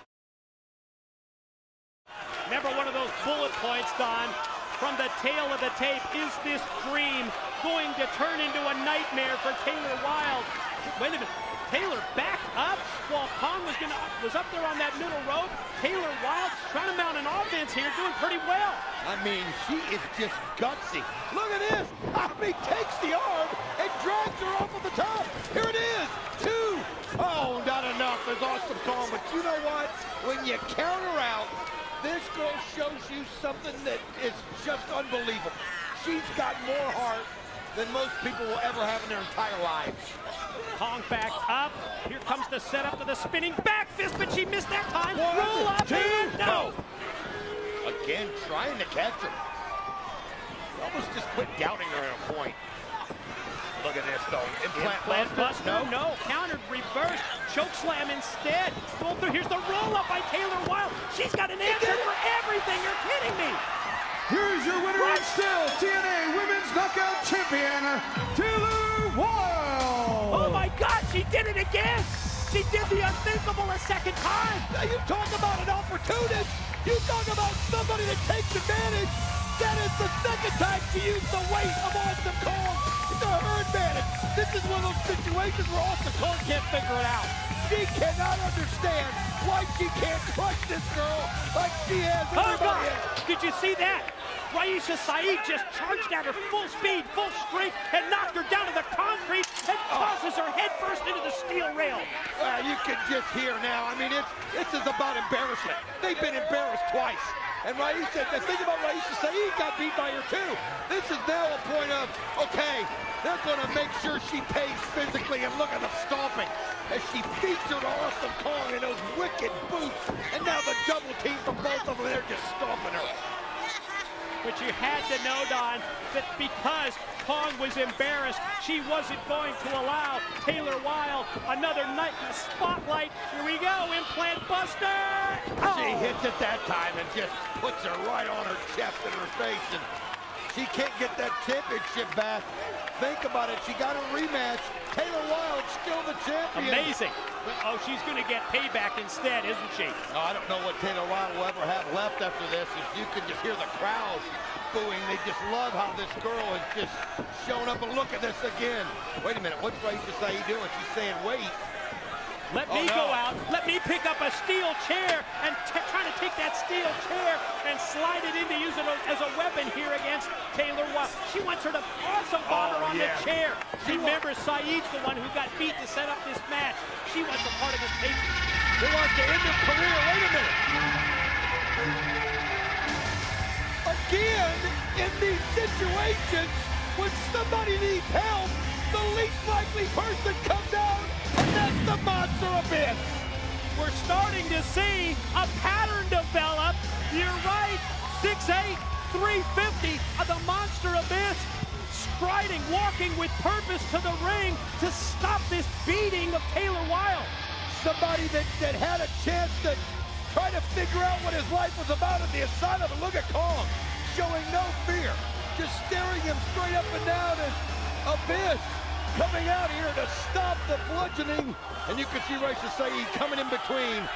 She does not want the Monster Abyss to get that hand around that throat. Oh, Abyss threatening to choke slam Awesome Kong. You're right, Saeed stepping in between the two. And she turns around. How wise is this to get in the monster's face? Oh, she's just putting that finger right in his face and chastising him, and I can't hear what's being said. Oh, she just put a smack right there on the face of the Monster Abyss, and look at him. It's almost like he's grinning.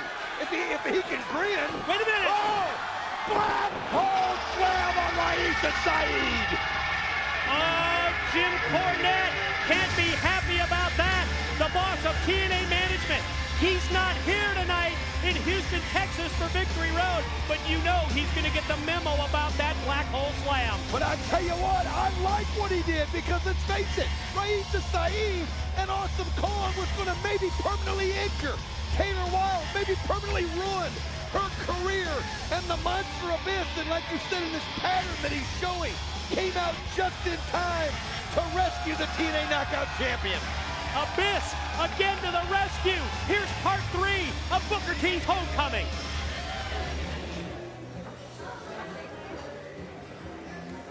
Thank you. I want to welcome you to one of my establishments here in Houston, Texas. One of my businesses in the Booker T enterprise. This is called Charmel's. He's a great businessman, really a pillar, strong pillar in the community. Remember what we talked about, right? Yeah. Make sure the food portions are much smaller. Make sure you water down all the booze. And as long as I show up to work every day, and I mean every day, there's no problem. We need to make all the money we can tonight, all right? Okay. Charmel's is coming up. All right. When Charmel come up, you gonna come up, all right? Great, man. It's gonna be a great night. But you know, it's not just Charmel's. You know, it's the car washes. You know, it's the properties, the car lots. You know, Booker T is a business in itself. Booker T is a brand. And do you know what the TNA World title will mean to that brand? Do you? Baby, they didn't put the apples in my salad. You kidding me? Excuse me. And we are showing you the inside of Space Center Houston, the museum at NASA's Johnson Space Center, the control room of the Apollo missions, the huge Saturn V rocket which was used to launch the Apollo missions to the moon, all a part of Space City, USA. Up next, Ultimate X.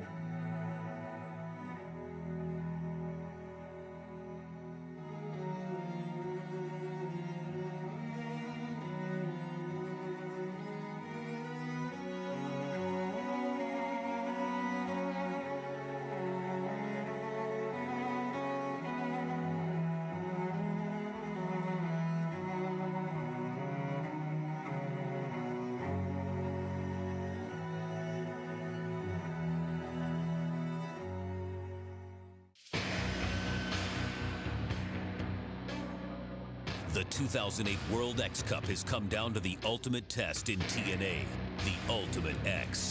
Which team will walk away with the World X Cup?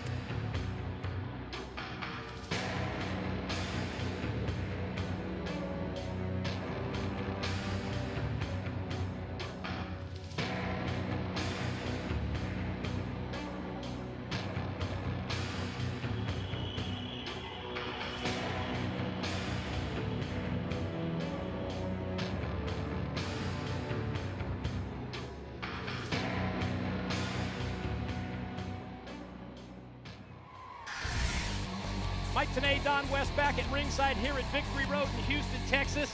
The structure, Don, being put into place because up next, the No Limits Ultimate X match is back. I mean, think about it. It is the end. I mean, right here. This is round 4. 4 points to the winner of Ultimate X. Think about the situation that we've got in this Ultimate X. Kaz, we know, will be going for Team TNA, something that he's done before. He's got a nice lead, a nice cushion. You got to wonder about the confidence going in. He's got to have it because this is something he's very familiar with. Maybe most importantly, it is that experience edge for Kaz because quite honestly, he is the only one of the 4 competitors who's been there before, who's been in Ultimate X. On that note, let's take a quick review of the standings as we head into the final match. And as we take a look at that graphic, you will see that all 4 teams are alive heading into this 4th and final round. Simply put, Don, let's make it simple for everybody. Win Ultimate X, you get 4 points, and you will end up winning the 2008 World X Cup. How important was it for Team International to get at least 1 point? That keeps him at 3. That keeps him eligible to win the World X Cup. Team Japan, we talked about what Osato Yoshino did by able to survive and get the 2 points. Japan with 4 points is right there. Mexico, they had built their lead early, so they're still in this. So even though TNA has this nice lead, it's not locked up by any means. TNA so successful, Don, in the past when it comes to the World X Cup competition, but in my mind, when you look at the caliber of talent, the caliber of athletes here in 2008, it's the greatest X Division grouping ever when it comes to a TNA X Cup event that we've ever had. Think about it, too. I mean, the Ultimate X is one of those situations where athletes dream about it. They've seen it. They've seen it here on TNA. They've seen it on pay-per-views. They've always thought about what they're going to do if they ever get the opportunity to climb those ropes above the ring, and they've been planning it. No, they've not done it before, but in their minds, they've got an idea of what they're going to do. You've got to fight off your 3 opponents. You've got to make your way across that steel cable so high above the ring, and right where those cables meet, right where that red X hangs down, that's where you've got to position yourself where you can unlatch that X, take it down, and win the match. Pick up 4 points, and tonight, you'll become the winners of the World X Cup. It's about opportunity, and when you have it, when you realize that your opponents are outside of that ring and you're in there alone, you've got to climb, you've got to get on those ropes, and you've got to get across there fast, because once you're caught up there, you're stuck. Cool. Long fall, hard landing. It's really going to be interesting to see Kazarian's experience, Kaz's opportunity here. He's been there before. The opponents, yes, the 3 men, their first time ever in Ultimate X. Will they be prepared for a match like this? And it is time, because it's up next here at Victory Road, where we will close out World X Cup 2008. Importantly, 4 points at stake. It's the return of the No Limits Ultimate X. Round 4.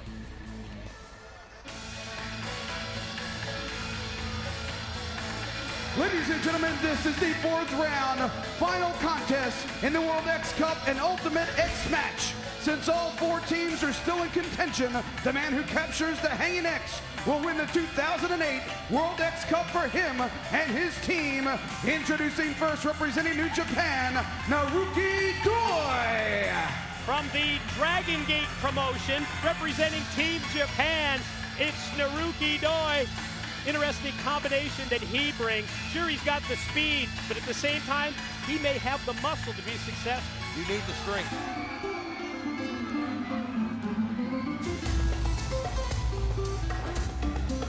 Representing Team Mexico, Volador Jr. Second generation competitor making his debut here in the 2008 World X Cup, the 8-year pro from the CMLL promotion in Mexico City. It's Volador Jr.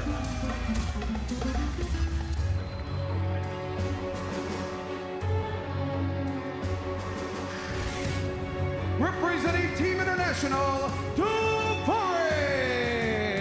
When it comes to the three competitors who've never been in Ultimate X, I look at Naruki Doi, I look at Volador Jr., and I think unpredictable. When I see Davari, the captain of Team International, I think more predictable when it comes to terms of his game plan for this match. Oh, absolutely. He's somebody that's going to divide and conquer. He's somebody that's going to take every low trick that he can find to give him that opportunity to make it to that X before anybody else.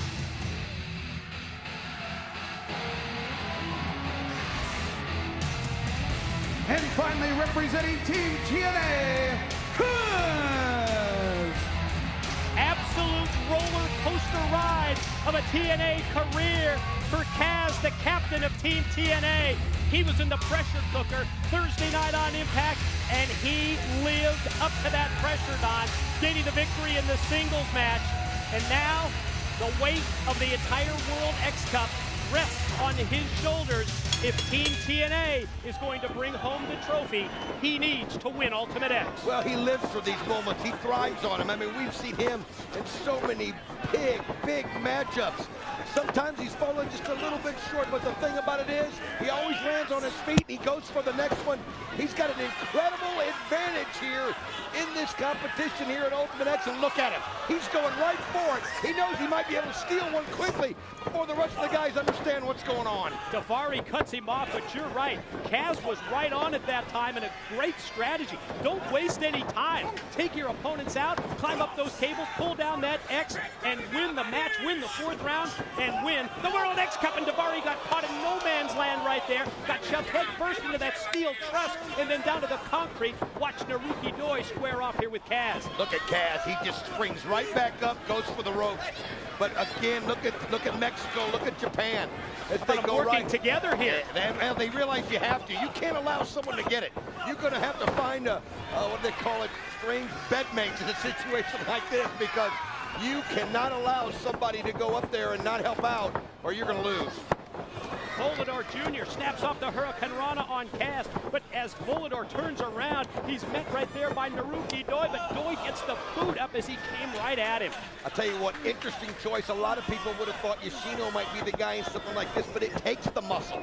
You have no idea how hard it is to hold yourself up on those ropes. I mean, I've heard it'll make mice out of men. And one of the things that I asked Kaz, what's the hardest thing that these guys are going to discover? And he said how slippery those ropes become as it goes on. Wow, did you see that move by Volador Jr. dropping down from the cables and then hit the Hurricane Rana? That took Doi out to the floor, but then Kaz gets right up to his feet and clotheslines Volador out. Now Kaz has got to make a decision here. If you hesitate, right now he's got to decide, does he go for it right now? Or does he wait for a better opportunity? The problem is, sometimes you go for it, you're so exposed. You are out there in no man's land, and I think he realized Davari was lurking. That's why you didn't see him climb right away. He wanted to set Davari up, and he did it perfectly. Davari able to use his power and strength to turn it around on Kaz, who just went shoulder first right into the steel.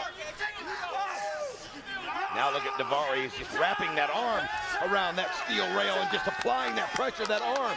That Kaz is injured, that arm that you always see wrapped up. It's amazing that Kaz even wrestles on that arm at all, but that's the kind of competitor he is. But Davari knows that if Kaz can't use that arm, if he's got no feeling in it, there's no way he can support himself up there on the rope. Been interesting to watch the three opponents of Kaz, almost as if like the light bulb went on here, and the realization sets in that at least for this time, at this moment, they need to work together against the man with the experience. And look at what they're doing to that already injured arm. It's going to make it very difficult, Don, as we talked about, for him to go across those cables. But the way they continue to beat on the arm of Kaz. Showing there's honor here amongst thieves. As you see the three of them working together. Naruki Doi now, it's almost like they know that Kaz has got to be taken out of this, and then it's going to be any man's game plan. But Kaz able to get out of the way. We know one thing about him. This guy is a fighter. I mean, this guy is somebody that's been so close to being a world champion. And this means so much to him to represent Team TNA in an event that he has won before. Ultimate X, something that he knows what to do, and you could just see that's the key. He has a feeling right in the there. arm. He tried, Don. He tried to wring the arm out, and then he tried to go with one hand on the cable and just crashed right down to the mat. And again, here come the three opponents to work on the experienced Kaz, the favorite in this match. Final reminder, TNAWrestling.com. Vote for the stipulation on the six-man war. You've got to do it now. TNAWrestling.com. Volador dropkick. Volador Jr. just used the ropes and just spun that kick right into the head of Kaz. There's going to be a situation, though, you realize, oh, Naruki Doi, that's what I was talking about, where you got to make a decision. He's not going to do it for them. That's what he was saying to Daivari, and now Daivari goes right after him, and now Mexico and International working together. Daivari sends Volador in, and Naruki Doi, wow, what elevation as Volador crashed on the concrete, and then airborne goes Doi of Team Japan, and he just caught Kaz, who was stacked up in the corner. I mean, just somersaults in the air and just caught that back right into Kaz and just knocked the air out of him. Now Naruki Doi gonna climb the structure, gonna try to test those ropes, and it's good that you get up there and get a feel for him.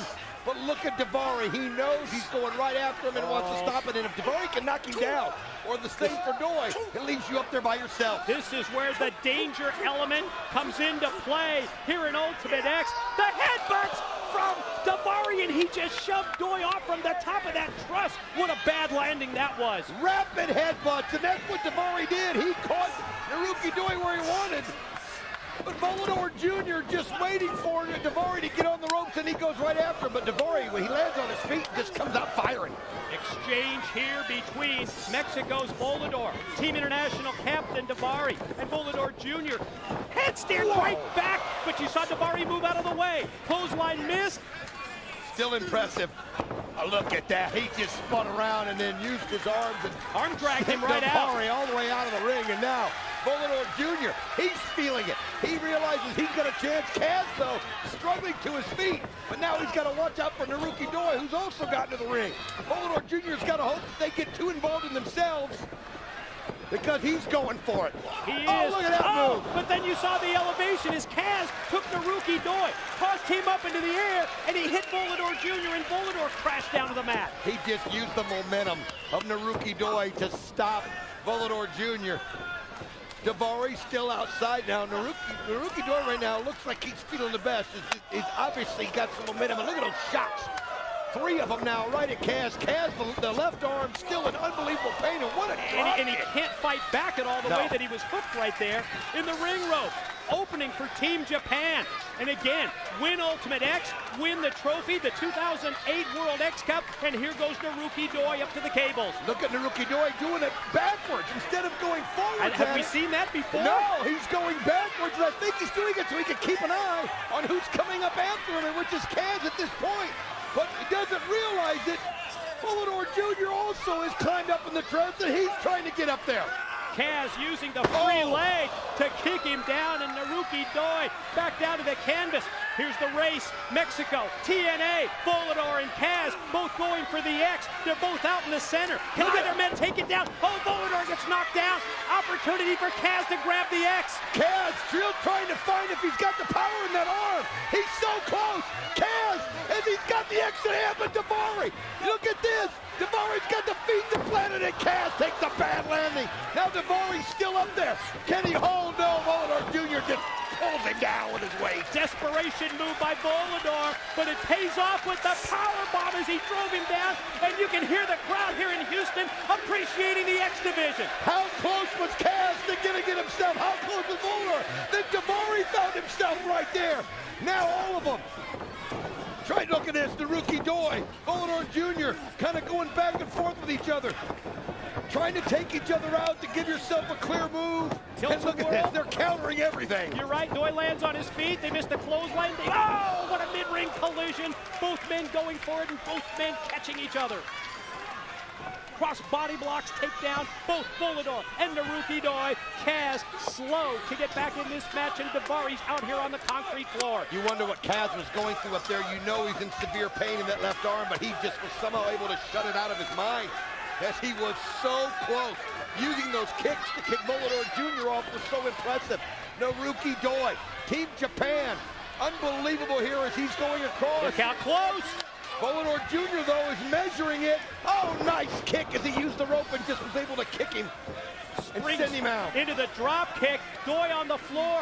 Volador gonna go up top here, right in front of us. Look out! Moonsault back off the top, crashing into Doi. Well, he's trying to make sure that Naruki Doi is out of this matchup. As you can see, it looked like he's knocked out. As unbelievable there, Volador Jr., but the problem is, he's outside of the ring. He's got to get back inside, and it looks like that moonsault took a lot out of him. Right in front of us, it's Volador and Naruki Doi. Look like they're out of play. Kaz and Davari gonna make their way up the steel truss. You can see both of them now fighting over. Davari climbing up, Kaz climbing up. Kaz, the one thing about it, you've got to make sure you knock the other one down from this situation, so you've got a clear path. But if somebody can do it, they've got a clear path, because right here in front of us, Volador Jr. and Naruki Doi are both laid out. Whoa, big shot. Davari hanging on for dear life with one hand. Davari answers with a shot, and now Kaz. And remember, Kaz has got that bad arm. He's trying to hang on for dear life up there. He's not thinking about it now. It's about representing USA. It's about representing TNA. Hanging on, though, for dear life, Davari. He's got it. Look how quickly Davari has got his way across the cable. Team International, if he can just reach out and take down the edge. Wait a minute, where's Kaz doing here? It's getting to his feet. What? Get out! You've got to be freaking kidding! Unreal!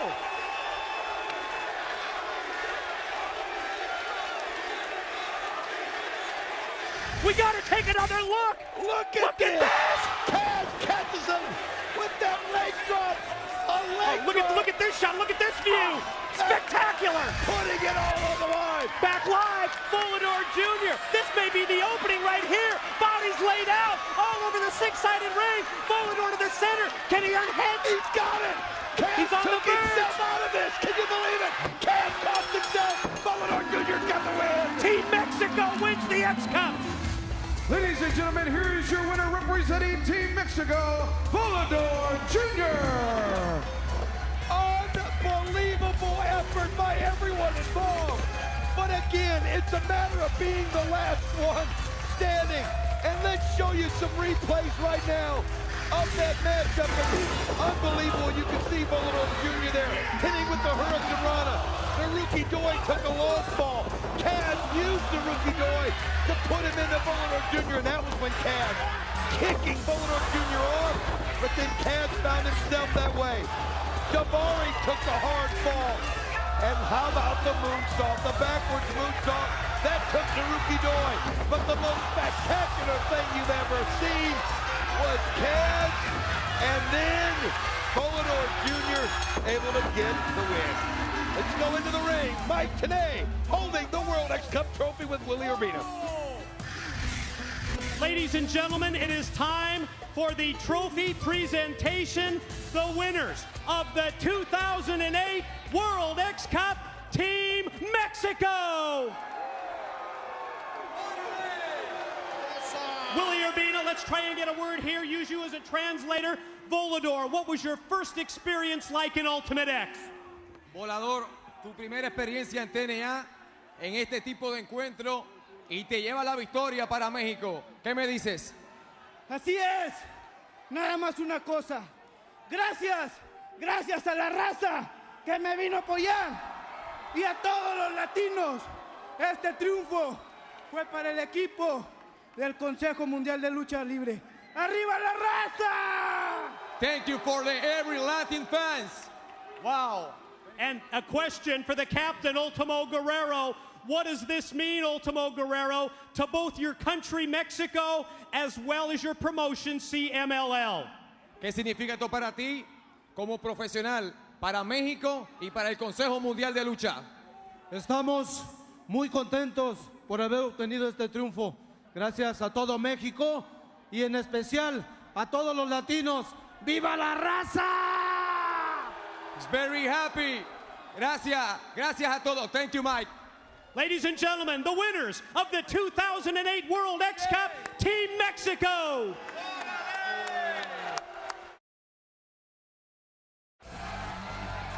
Back inside the Reliant Arena in Houston, Texas. Mike Tenay, Don West at ringside, and we are joined by the man of 1,000 titles. Let me see. MMA fighter, MMA analyst, TNA analyst, and yes, best friend of Kurt Angle, the Olympic gold medalist. It's Frank Trigg. You know what, Trigg? This is really turning into a regular gig for you, isn't it? Hey, well, you know, when you find mom, you find dad. When you find Kurt, you're going to find Frank. This is how it works. Big six-man tag team matchup tonight. Opportunity exists for Kurt Angle to gain a little revenge against AJ Styles. Hope we can pull it off because, you know, neither one of us really like AJ, and it makes perfect sense for him just to be knocked down or knocked out. Before we find out which stipulation you, the TNA fans, pick for the six-man war, let's preview the match. The tension is mounting. You've been sleeping with another man's wife! She's nothing more than a...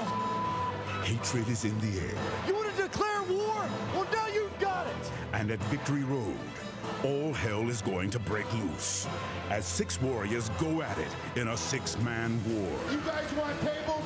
We want full metal mayhem. I say the fans decide. You let these morons call a match for you, and it's going to be your blood on their hands. And this time, it's personal. Payback! It's the... At Victory Road, AJ Styles, Rhino, and Christian Cage against Kurt Angle and Team 3D. You pick the stipulation. Your choices are a tables match. Falls count anywhere, or you heard Rhino, full metal mayhem. The phenomenal AJ Styles, the instant classic Christian Cage, and the War Machine Rhino look to settle the score with the Olympic gold medalist Kurt Angle and Team 3D in a match where the fans choose the stipulation. Ladies and gentlemen, we'd like to thank the tens upon thousands of fans that have voted tonight on TNAWrestling.com. And we are proud to announce that tonight, tables, ladders, chairs, and chains will all be legal because you have voted for full metal mayhem.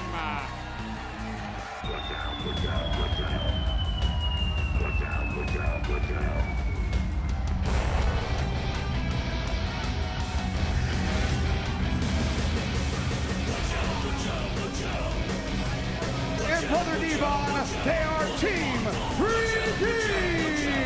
Something tells me Brother Ray, Brother Devon, not going to be too happy about Full Metal Mayhem. I'm sure they were looking for their patented tables match. Well, of course, something that they've perfected, something they do so well is use those tables. And it's the situation, folks.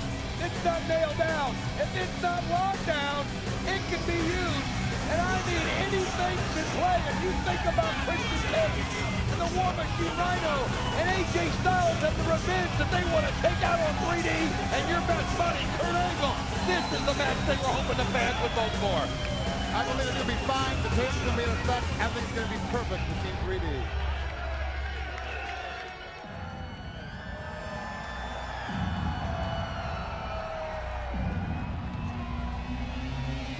And their tag team partner from Pittsburgh, Pennsylvania. He is professional wrestling's only Olympic gold medalist.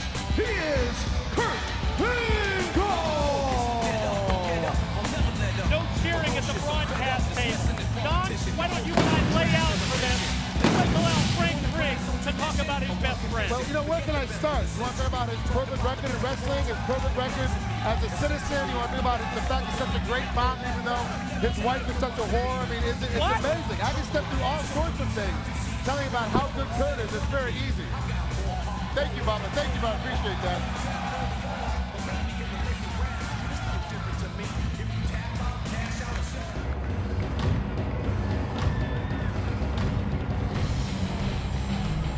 And their opponents first from Detroit, Michigan, the War Machine, Rhino! You know what's going through his mind, being laid out by Team 3D recently on Impact. Oh, he wants to score all three of them. Well, he's the one who asked for Full Metal Mayhem. The fans responded.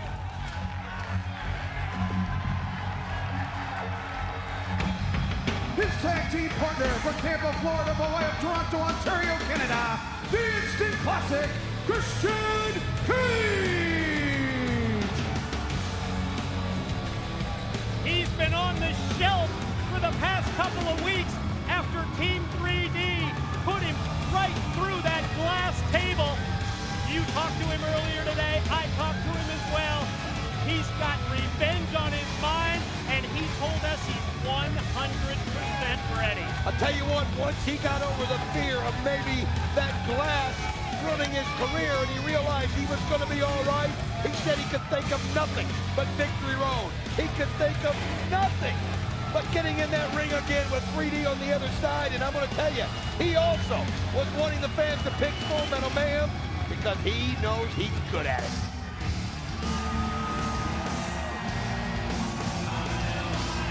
And their tag team partner from Gainesville, Georgia, the phenomenal AJ Styles! The definition of intensity is the look on the face of the Olympic gold medalist Kurt Angle. He has AJ Styles in his sights. Angle right here in front of the broadcast table. Look at him, Frank. Oh, I see him. Wait, but AJ didn't work it. He had the ambush on it. You knew it was going on right there, and now it's just broken up, and it's just gotten crazy. It's Full Metal Mayhem. Keep your eye on anything.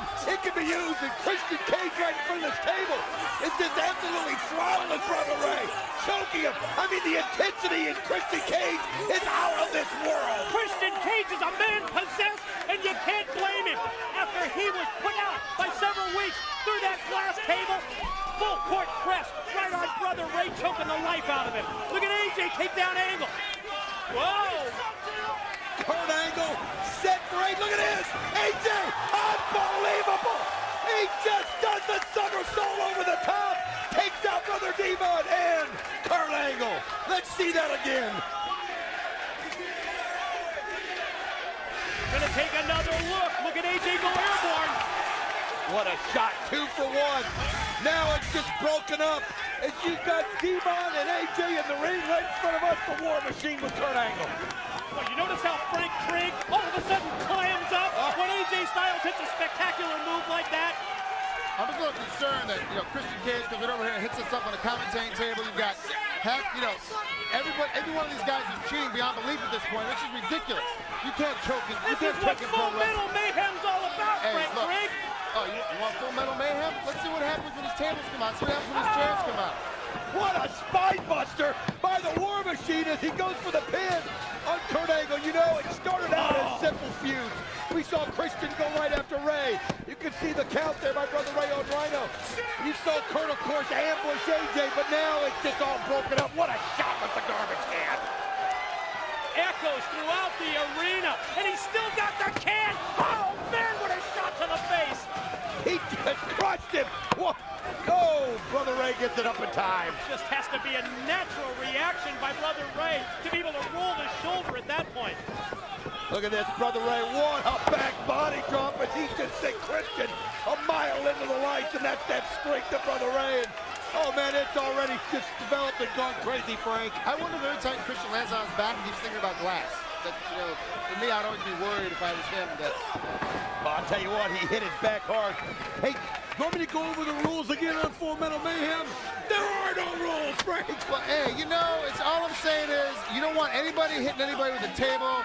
Christian's always complaining about someone choking him, going through glass. All of a sudden, he wants to take it to that next level. He's going to get, yeah, he's going to give out. I saw that concern from you last Thursday when you were taunting AJ after you put him on his back and you had Kurt had him in the ankle lock and you were just taunting him. Yeah, trying to embarrass him. Yeah, that was some real concern. Right in his face. Took your handkerchief out. I was wiping off his tears. I was concerned about his, well, what a humanitarian. Nice double team, though, by 3D. Brother Ray, Brother Devon, the 2-on-1, but look behind. The ladder's going to come into play, courtesy of Rhino and Christian. Nice move as they take both of them out, but Kurt Angle, better be careful, he's got a chair, and he just creams the War Machine, and then he's got one for the Instant Classic. Is Christian okay? Do you think he's all right?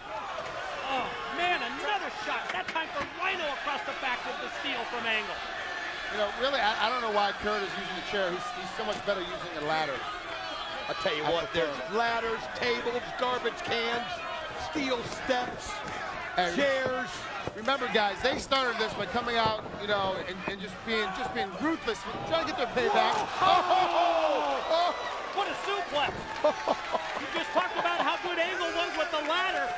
That was a belly-to-belly, overhead release suplex, and you saw Christian land back first on the ladder. Brother Ray's got a ladder in hand. Brother Devon, oh, and they sandwich. They just sandwiched the War Machine. I told you guys, if you give it out, you're going to get it back. And that's exactly what's happening now. It's a turn event. Poor Rhino got beat up before. He's going to beat up again. Same thing's going to happen to AJ Styles. The same thing's going to happen to Christian Cage. Angle drops down, but then take a couple of shots at Rhino. But keep your eyes on AJ Styles. He's got the ladder. Look out! You're kidding! Oh, he goes to the top. If he had just slipped a little bit, he would. Oh man, look at that! Just the referee got pulled out before the 3 count as Kurt Angle grabbed Earl Hebner and made sure he couldn't count him out.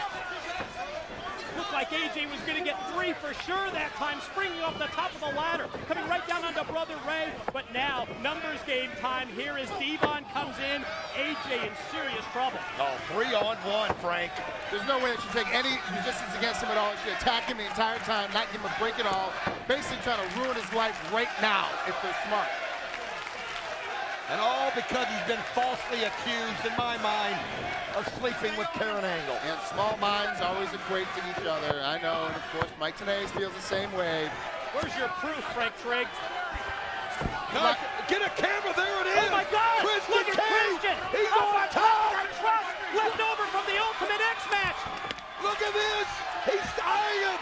Turns around! What a beautiful crossbody block! Wow! Oh no! That's what I'm talking about! Not good. No! 1, 2! Kurt gets the shoulder up barely. Look at this again! Look at this! Poetry in motion! Incredible shots from the top of the steel truss. Christian Cage, the Instant Classic, getting part of what he's wanted here. Oh man, it tried to use the ladder, but then Brother Ray used that steel chair instead. Team 3D, of course, no stranger to these kind of matchups. Oh, what a shot to the back of AJ, and you can see him bowing up. Oh, poor AJ. And then the gore by Rhino. He gored the chair right out of his hand. There's the gore for him. There's one for Devon. The triple gore. The trifecta of gores by the War Machine. Gore, gore, gore. I will admit right now, Rhino scares me a little bit. He's the only guy that's out there right now that has the possibility of beating Kurt Angle because of his straight tenacity to come out there and keep attacking, and he is so upset from the beating he got earlier. I'll tell you something, to me, this guy, you know, we don't talk about him as much as maybe we should, but he is an animal. The War Machine, he just has one speed, it's full steam straight ahead, and he's got the momentum after just goring everybody. Devon in trouble in the corner. Rhino going to position him up on top. War Machine going to follow up. Devon tries to fight back. Rhino getting the legs positioned properly here. Let's see what he has in store. Devon almost helpless at this point, but then Brother Ray's coming up from behind. Look at this, Brother Ray sees him, starts smacking in the back of him as it took Rhino too much time. Now look at this. Oh my God. He's got him on his shoulders, and where can the Rhino go? Devon now takes him and puts him right through the table.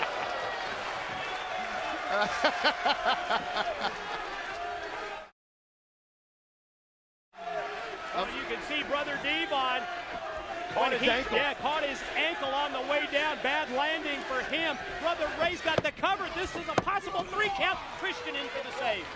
Perfect timing there by the Instant Classic. Let's show you this again, if we can. This is where it was risk for everybody. Watch Devon, too, as he landed really bad. Ooh, on his ankle. It was a tough sight to see, even for Brother Devon. But think about the damage to the War Machine. I mean, that's one of the situations when you put yourself into Full Metal Mayhem, anything can happen. Christian tries to mount a comeback here, connecting with that double clothesline, took down both members of 3D. Look at Angle. Right across, Christian moved out of the way. Measures it, waits, unprettier. Oh, no. He's got him set up. Oh, Kurt able to fight out, Frank. That's great power. Look at that technique he's got. Look at that energy. There it is. Ankle lock applied, and look at the ring positioning here for Kurt Angle. Could it be any better? How about that, though? He spun it around. Wonderful counter by Christian Cage. He almost stole it. Didn't have him weakened sufficiently, did he, Frank? No, he sure did, and I'm a little concerned now because Kurt's starting to get beat up a little bit. He's starting to slow down a little bit. He's got to dig a little bit deeper. Christian out to the apron. Gonna go high risk, one would presume. Instant Classic up, but Angle how about springs Angle? up to cut him off. And I think Christian's gnawing on his head. Well, you got to do what you got to do, but watch out. Brother Devon, oh, low blow. Sore ankle and all. Devon able to make it up there. And catch him. Uh-oh, look at this. Wait a minute. Oh, no. Look at this. A 3D right through the table. A 3D right through the table. I love the way 3D works the table. It's the most, obviously, it's the best looking thing you can see out there every time. Just amazing. Personal rivalry between AJ and Angle on display, but Brother Ray from behind with a trash can shot to the head. AJ's by himself. The War Machine's knocked out here. Christian Cage is knocked out in front of us. AJ just got creamed. It's 3-on-1, and they're ready for a slaughter. Look out. Trash cans flying everywhere, but you're right. AJ outnumbered here. This doesn't look good for AJ Styles. Oh, how about that, though? Ducking, and then a beautiful kick to the back of the head of Kurt Angle. That's one thing about AJ, his resiliency. This guy is unbelievable. When it's down, he's out. He doesn't have a chance. AJ Styles finds a way to turn it in his favor. Really, once you guys get off a little bit, all you guys keep pushing over AJ, pushing over AJ. Who's a little bit gold medalist there? It's Kurt Angle. Let's give him a little support. What's amazing, the jealousy that AJ invokes in everybody that watches him, isn't it, Mike? He's just that good. He's just that phenomenal. Angle in trouble. AJ reeling off the forearm shots. Brother Ray gonna try and position the table. Don't turn your back on AJ Styles. Wow, nice elbow and a shot. Oh, what a kick! Took his head off. Brother Ray. I don't think we didn't know you had that one, Brother Ray, but boy, it was on target. It was on the money. I think he probably split his pants, but I'll tell you what, that was unbelievable for a big guy.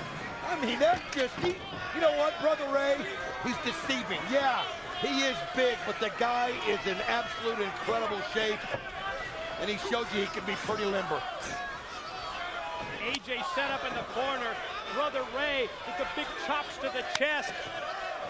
Beatdown continues. Styles tries to fight back. You know Brother Ray's going to take a shortcut anytime he can. Instead of hitting him with an open palm, he just hit him with a fist on that one. Just pummeled AJ down. And look at this. We talked about Devon and the injured ankle down here several times, but you got to give him courage just to be able to gut it out under these circumstances as he's able to get a table rolled in here for his partner, Brother Ray. Courageous effort by Brother Devon.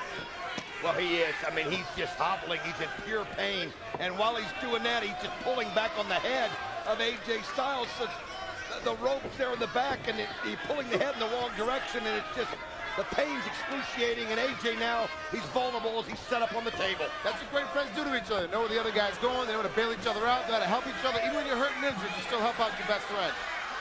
Oh, this could be it. AJ, though, as Brother Ray hesitates, he tried to pose. And look at the nice shot. That's what with a low blow is definitely merited right there by AJ Styles. Brother Ray grandstands, and it costs him. Oh, and then AJ takes him and powers him right through the wood. Rhino's still out. Christian Cage has been 3 deep through a table. Now look at this. AJ just sends Brother Devon through. Now it's Kurt. It's AJ left. Olympic attempt. Roll up by AJ. Here comes the clash. Here comes the clash. He's got it. There it is. Rolls him over. 1, 2. Oh, man. Just in time. Perfectly planned. That's exactly what Kurt was thinking. Whoa. Johnny Devine, the associate of Team 3D with the kendo stick, swinging a miss. There's the Pele. Oh, Boldy, you talk about a Pele out of nowhere. I mean, this is a no disqualification match. Johnny Devine just got cracked. Oh. And AJ's got the kendo stick, and he's pointing right at you, Frank Trigg. Well, he knows. Wait a minute. Angle. Olympic slam. Olympic slam. Here it is. 1, 2. Oh, he was able to kick out just in time. The guy's unreal. The frustration on the face of Kurt Angle. How about AJ Styles pointing that kendo stick right at you, Frank Trigg? With all this going on, he still hasn't forgotten what you did last week. When you put him up on your shoulders and you slammed him down. It's kind of hard to forget. I got a little feeling here. AJ and I got a little problem backstage again as well. Kurt Angle going to try and bring a table into play, slide it into the 6-sided ring. Boy, bodies just laid out everywhere you look here, Don. They are. I mean, Angle's the only man standing at this point. That's Full Metal Mayhem. That's what it does. It's a survival. War of attrition, yes. Frank. You just got to be, and Kurt Angle right now is in the best position as he's setting a ladder up. AJ Styles just still reeling, and man, Kurt just comes over and stomps him in the head. What's this? Wait a minute. Referee Earl Hebner. He tripped over the table. Sure he did, and he hurt his ankle. He got pushed. He tripped right. I saw it. Right off the corner of the table. Ankle. And the leg and ankle of referee Hebner just buckled. Referee Earl Hebner on the ground as you see Kurt Angle setting up the table. AJ wobbly, getting to his feet. Straps down, could be the slam. No. Here it comes. Oh, AJ playing a little possum there. That's what you do. Enough of this crap. Slam this. Where are you going, Trigg? Frank Trigg just left the announce table and he's trying to sneak up. AJ doesn't realize it. And he's got the kendo stick in his hand. Johnny Devine brought down a kendo stick to ringside, and Trigg just picked it up. AJ up on the ladder, and Trigg just whacked him over the head. Come on. Frank Trigg comes in. AJ didn't see it. Now look at this. He just Olympic slammed him off the ladder into the table. No chance right here for AJ. Frank Trigg disgusting. Referee Hebner rolls over and counts 3. Here are your winners, Team 3D and Kurt Angle. Frank Trigg. AJ, all he had to do, climb the ladder and nail Kurt on the table. Because of that man, Angle's best friend, Kurt Angle able to get the win. Frank Trigg leaves the broadcast table, uses the kendo stick on AJ Styles, and that enables Kurt Angle to hit the Olympic slam as he drives him right through the table. And 3D and Angle victorious in Full Metal Mayhem. Fingerprints of Frank Trigg all over this. To the back, JB with Samoa Joe.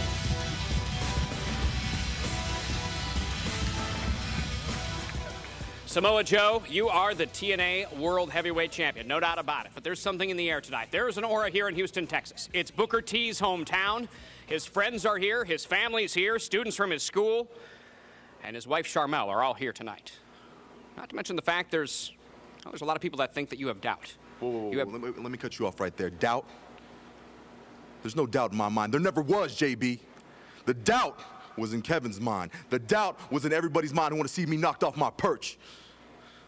Let me assure you something. Booker, tonight, when you step in that ring, whether it be in Houston, Texas, or the darkest alley in the world, I can guarantee you one thing. You're going to have to take my life before you get this belt off my shoulder. And Lord knows when I get in that ring with you tonight, I have no problems making an attempt on yours. So tonight, Book, if you're really... Not now, Kevin.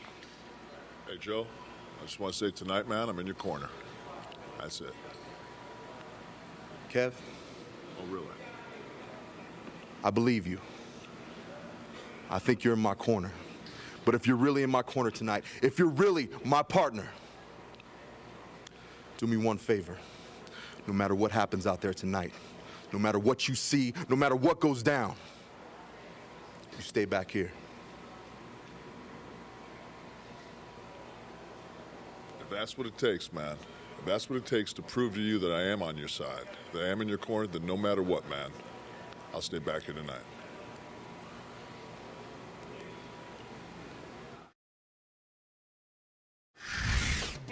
Let's set the scene a final time. You see downtown Houston at night, the colorful fountains, the nightclubs, the Metro Rail, great nightlife here in Houston, Texas. Up next, Booker T, Samoa Joe. The heart of a champion, an engine with the strength to fuel the most powerful machine, to propel him to overcome impossible odds and achieve the ultimate feats. And Samoa Joe becomes the first champion to ever enter into the King of the Mountain and leave as the TNA World Heavyweight Champion. Booker T, a superstar who has been a champion in every organization he has ever worked for, except one. I had Joe beat in the middle of the ring if it wasn't for your little buddy, Kevin Nash. So I say to you, Joe, What? Joe back, sucker! Samoa Joe, the current TNA World Heavyweight Champion, a submission machine prepared to defy the laws of gravity in order to maintain his status as the best in the world today. You're gonna be sorry the word Samoa Joe ever came out your mouth.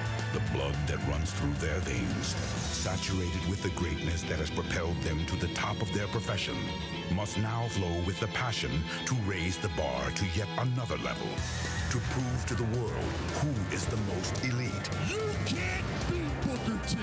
You can take your opinions, put them together with your predictions, and stick them up. And who will earn the right to call himself the champion of the world. Booker T battles the Samoan submission machine, Samoa Joe, for the TNA World Heavyweight Championship. You ready for the big one? It's main event time tonight at Victory Road, and the TNA World Heavyweight Championship, it's at stake. Take a look at the height and weight of the champion and the challenger, and you have to ask the question, can Samoa Joe exploit the weight advantage that he has to retain the TNA title? We've documented it throughout tonight's event. City of Houston provides the challenger with a huge edge. We just heard Kevin Nash will support Samoa Joe, but Samoa Joe has asked his mentor to stay in the back. The statement that infuriated the champ came from Kevin Nash. He told Joe he couldn't beat Booker T. It's time to find out if the Samoan submission machine can beat Booker T.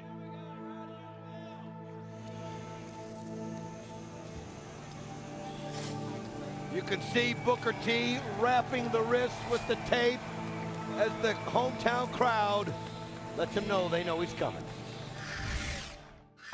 He is the challenger, Booker T. Raised on the streets of Houston, he stands 6 feet 3 inches tall and weighs 255 pounds. A 6-time World Heavyweight Champion, he has defeated some of the greatest legends in the business today. He has won championship gold everywhere he has battled, except TNA. Now, this local hero looks to make history in front of his hometown crowd here tonight.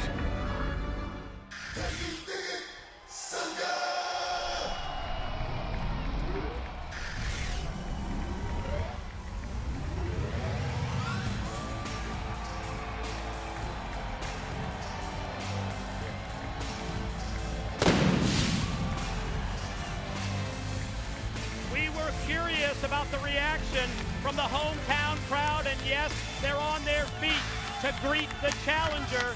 And among those in attendance, Don, we just saw around the ringside area the lovely wife of the challenger, Booker T, Charmel at ringside.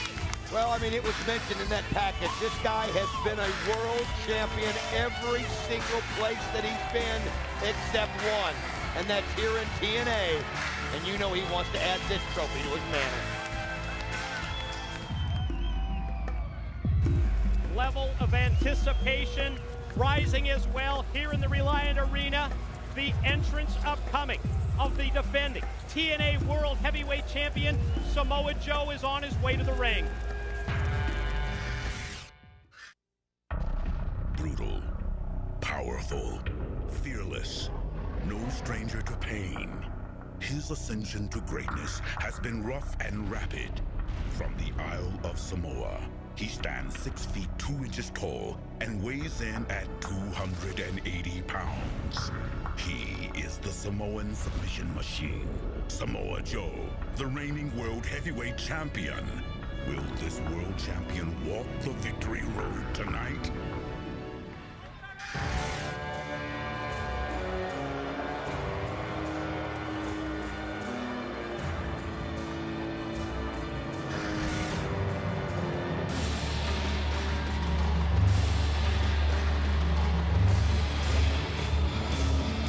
To me, the biggest question that we will answer tonight, the TNA World Heavyweight title matchup, has Samoa Joe learned from his mentor, Kevin Nash? Is he going to be able to complement the physical game that we know he has with the mental aspects? It's time to answer that question, Don West. I tell you what I do like, the fact that he asked Kevin Nash to stay in the back. He's got to do it out here on his own. The question, can he beat Joe? Well, only he can answer it. He doesn't want anybody to ever say that somebody else was the reason that he came out victorious. Nash stay in the back. He's got to do it on his own. Let's send it to the ring. JB, official introductions for the main event. Ladies and gentlemen, the following contest is scheduled for one fall and is your main event of the evening. When the bell rings, the man in charge, TNA senior official, Mr. Rudy Charles. And now, ladies and gentlemen, live from the Reliant Arena in Houston, Texas, it's time for your Victory Road main event of the evening. First of all, introducing the challenger. He stands in the corner to my right. He weighed in this morning at 255 pounds and comes to us from Houston, Texas. This is the #1 contender for the TNA Heavyweight Championship of the World, Booker T.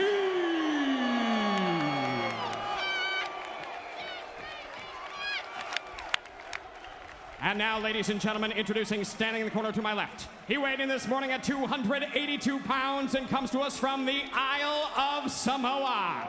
He is the current reigning and defending TNA Heavyweight Champion of the World, Samoa Joe.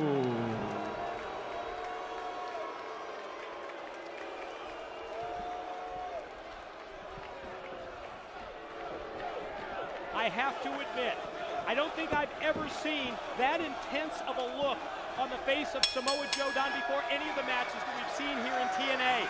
And it's almost as if he's using the reaction from the crowd here in Houston, Texas, Booker's hometown, to fuel that intensity even more.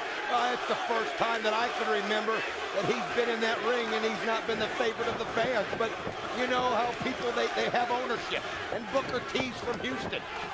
And love him, like him, whatever, he's theirs. And they came out in droves, Booker T fans. But Joe, you said it, he's feeding off of it. In fact, I think he wants it that way. I think he wants everyone to doubt him. And let's face it, most people have. You see that slap to the face by Booker T, trying to get under the skin of the champion, trying to mess with him mentally. Exactly what Kevin Nash has been talking about for so long. Chop in the corner, walks Joe, but look at the champ fight right back out, and he's laying those babies in there, and Booker fights right back as well. I mean, they're just trading blows right now, trying to send a message. I mean, this is just about showing you that, hey, whatever you got, I can give right back. Yes, Booker T has an incredible experience edge, but one thing we know about Samoa Joe, when he gets on a roll, I mean, he's just a wrecking machine. He can just do things that guys 280 pounds can't do. You can never judge a book by its cover, and that is so true with Samoa Joe, and he can sense there. Booker T kind of stumbled, put him in the turnbuckle, and then he just does things like that, Mike. Sends kicks up there that high in the air that people that weight can't do. Great series of follow-up moves in the corner by the champ. You're right, Booker went into the corner a little off balance, and I think Joe sensed that, and he caught him unaware, but Booker fights out of the corner that time by raking the eyes of Joe. Stuck his fingers right in the eyes of the champ and then lights up his chest. And he does it in a way where a referee has to look at it as an accident, and that's the experience edge that Booker T has. Look at Joe, though, able to avoid the kick and just comes right at him like a train. And you can see Sharmell realizes how heavy that knee hit. You're right, the near 300-pound freight train behind that knee of Joe, who makes eye contact with senior official Rudy Charles. Almost as if he just slightly questioned the cadence of Charles' 3 count. You know, we have talked so much about Samoa Joe and how he's going to handle this.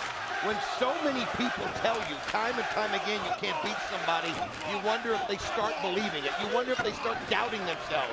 Joe showing no signs of that right now, Mike. Or do you use that to inspire you, as it looks like that's what Joe is doing, at least at this point in the match.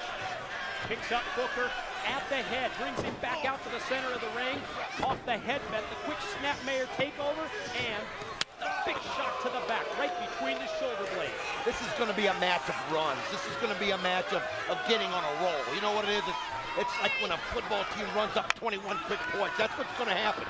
You wonder who it's going to happen to first, but when they do, it's going to be interesting to see how they keep that momentum. If they can just take it all the way to the finish, because right now they're just kind of trading off. Exactly what you talked about. Joe in control, but now this may be the time for Booker to turn it around. He takes Joe, brings him out to the floor. You just see that kick to the head, and Joe fights back from outside, first with a punch, then with a chop, then with another right hand and another shortcut. Well, I'll tell you why Booker took that shortcut, because he couldn't believe how Joe reacted to that kick. He basically brought him to his feet and turned him around, and you can see Sharmell cheering on Booker T. She doesn't care how he wins, as long as he wins. Short arm clothesline, decks Joe, drops him down to the floor. Gotta like that referee Rudy Charles is giving these two competitors a little bit of a leeway here in this match in terms of the count. Out on the arena floor, he wants to find out who the better man is. No! Oh, man! The impact that Joe just went right into the steel steps as Booker flung him in there, and certainly has his supporters here. Well, that's the kind of run I'm talking about right now. You can see the momentum now is doing a major turn. It is now going right straight to Booker T. And oh, wait a minute, Joe's busted. Holy cow, he caught those steps hard in the forehead, and he just busted wide open, the blood coming down. And Booker gonna try and take advantage of a situation. He took that big right fist and pounded it right into the cut, follows Joe around the side of the ring and hit him once again. Boy, he has really opened up the champ. This is the kind of thing that can start the doubt going through your mind if you're Samoa Joe. Everybody says you can't do it. And now he knows he's in trouble. He knows he's losing blood. Booker T can sense it. Booker T can sense doing this quickly right here in Houston as he goes for the pin. Joe, just reaction. Not only the seeds of doubt, Don, but also think of the situation as that blood flows down from your head into your eyes, and the potential here for the vision problems with the blood coming into the eyes of the champ. I'm telling you what, this has just turned so quickly. Booker T now, real methodical in everything he's doing, as Sharmell just enjoying what she's seeing. This is the game plan that Booker T had. He took everything Joe gave him early on, waited for his opportunity, and then once he was able to get him into those steel steps, look at this. Joe showing not very many good signs of life right there. Nothing at all with that ground and pound from the challenger. Booker from the mount was raining in those shots one after the other, and we got the close-up look at Joe, and he looked like he was just out, just unconscious.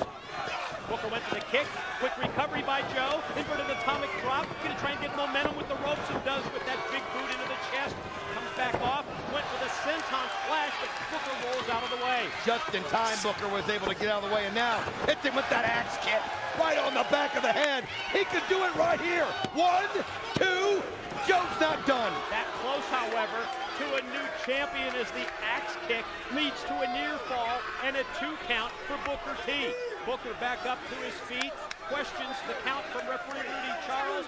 Charmel, the wife, looks on from ringside, both with concern, as well as trying to cheer her man on. It's very important here for Joe to get his confidence back.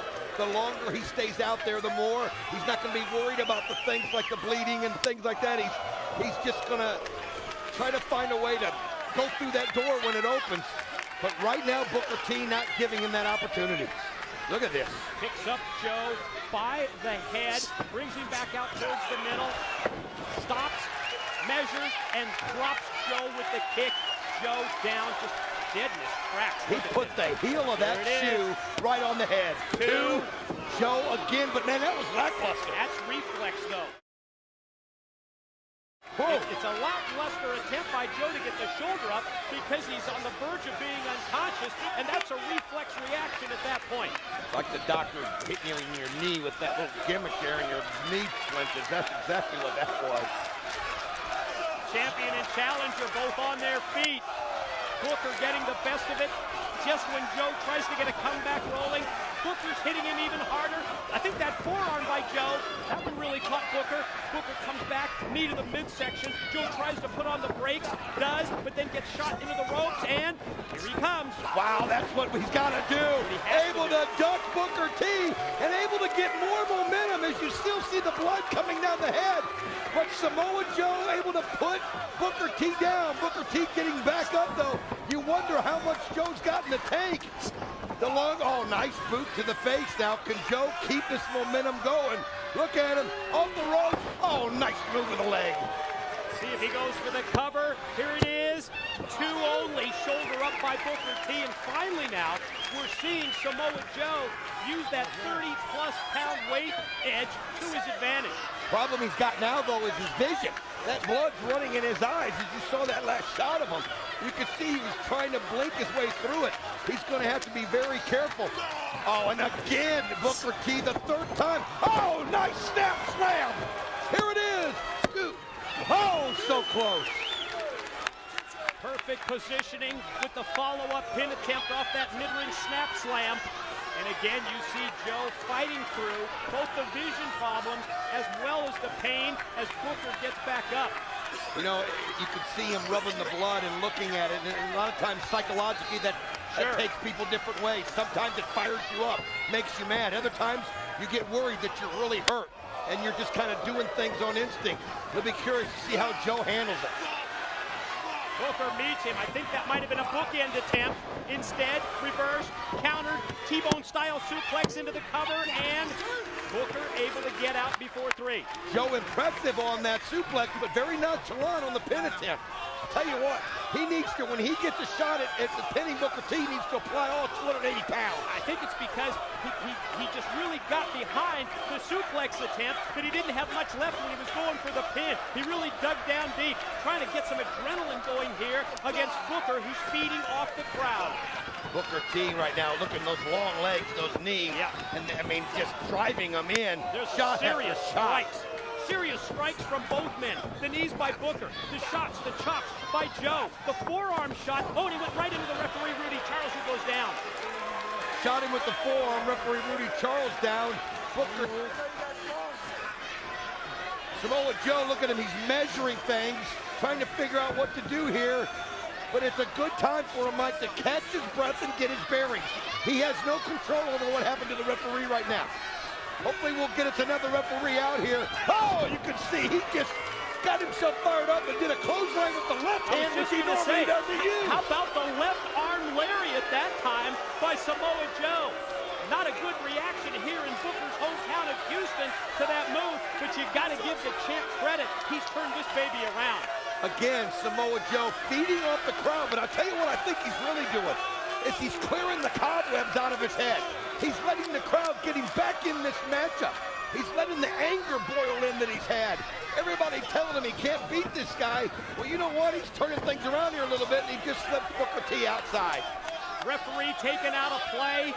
Joe takes Booker, tosses him over the top and down to the floor, right in front of wife Charmel. Sets him up in the corner right here at the guardrail. First it's the chop, then a chair gonna come into play here. What's Joe gonna do? Sets him right down in it. Gives him a nice comfortable seat when he hits him with a knife edge chop, and then you know what he's gonna do. I know what this is. Gonna get a full run. Here comes the Olay. Oh, wow, he takes that foot and just slams his head into the guardrail. And you can see Charmel just aghast there.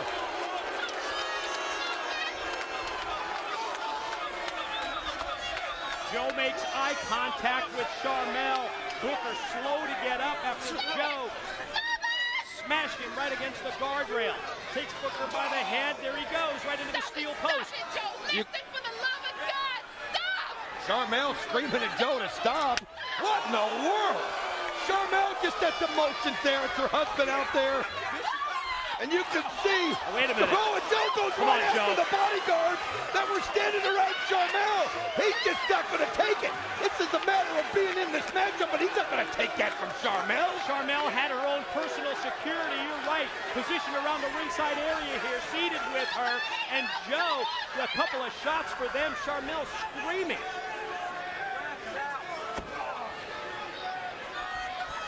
Samoa Joe, you can see Charmel just looking on. Samoa Joe just kind of snapped. And look at this, Booker T. I don't know whether it was when he hit the ring post or when he hit the rail, but he's busted open and Joe's feeding off of it. We've got another referee, Slick Johnson, who's come from the back, pleading with Joe to try and pull him off of the bloodied Booker T. Pie faces Slick, and Slick calling for some help from the back.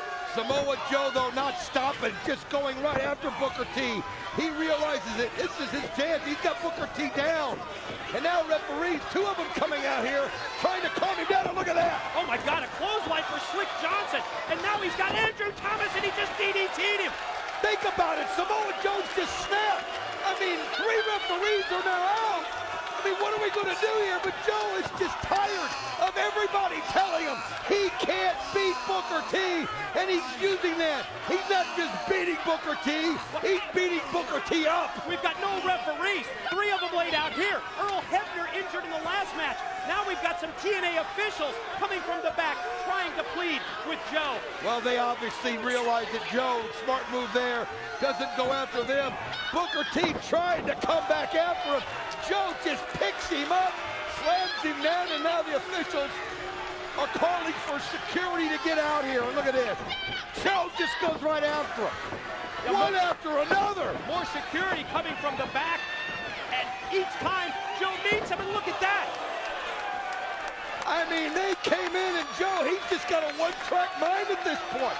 He's just destroying anything and everything in his path just to make sure he gets to Booker T, and that's what we said, Mike.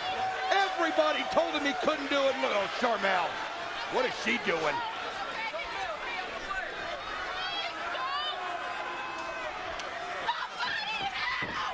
You can hear Charmel screaming, somebody help.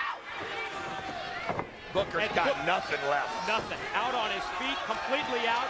Charmel in there, and Joe choking the life out of Booker T. Crowd just can't believe what they're seeing. Booker T was so dominant. And no Jim Cornette either. No, that's TNA right. management not here. Charmel standing there pleading for Joe to quit.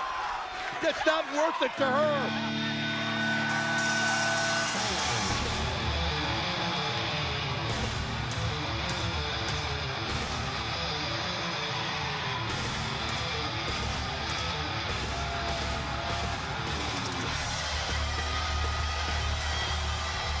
He told us on Impact that he would be at Victory Road, and here comes Sting to the ring. Well, why is he out here now? Sting coming in, looking Joe eye to eye.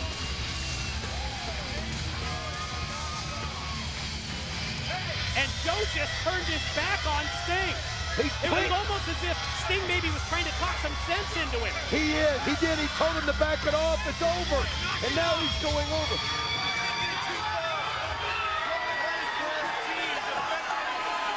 He said you've gone too far. He's saying you've done what you've intended to do. You've gone too far.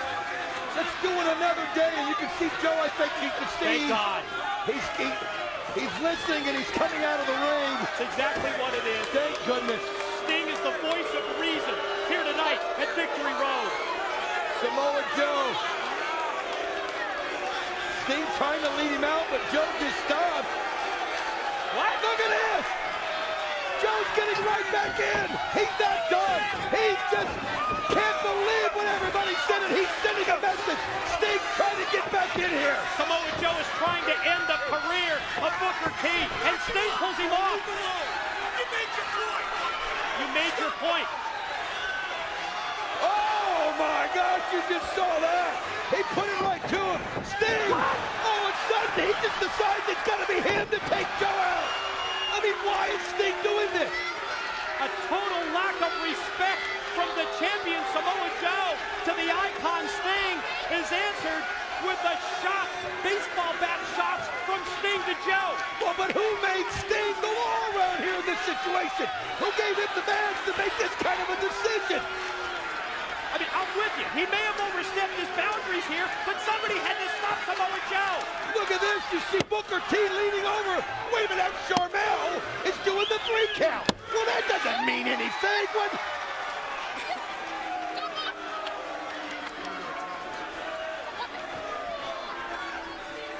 It has just gotten so bizarre as Sting took out Samoa Joe when he felt he went too far. Why? What are you doing? What? Charmel just grabbed the belt. She took the TNA World Heavyweight title from our broadcast table and drapes it over the shoulder. I mean, come on. Are you telling me that Booker T's now the TNA champion? What I'm telling you is Booker T's got possession of the belt. But bottom line, he never beat Samoa Joe. How the hell can Booker T be TNA champion?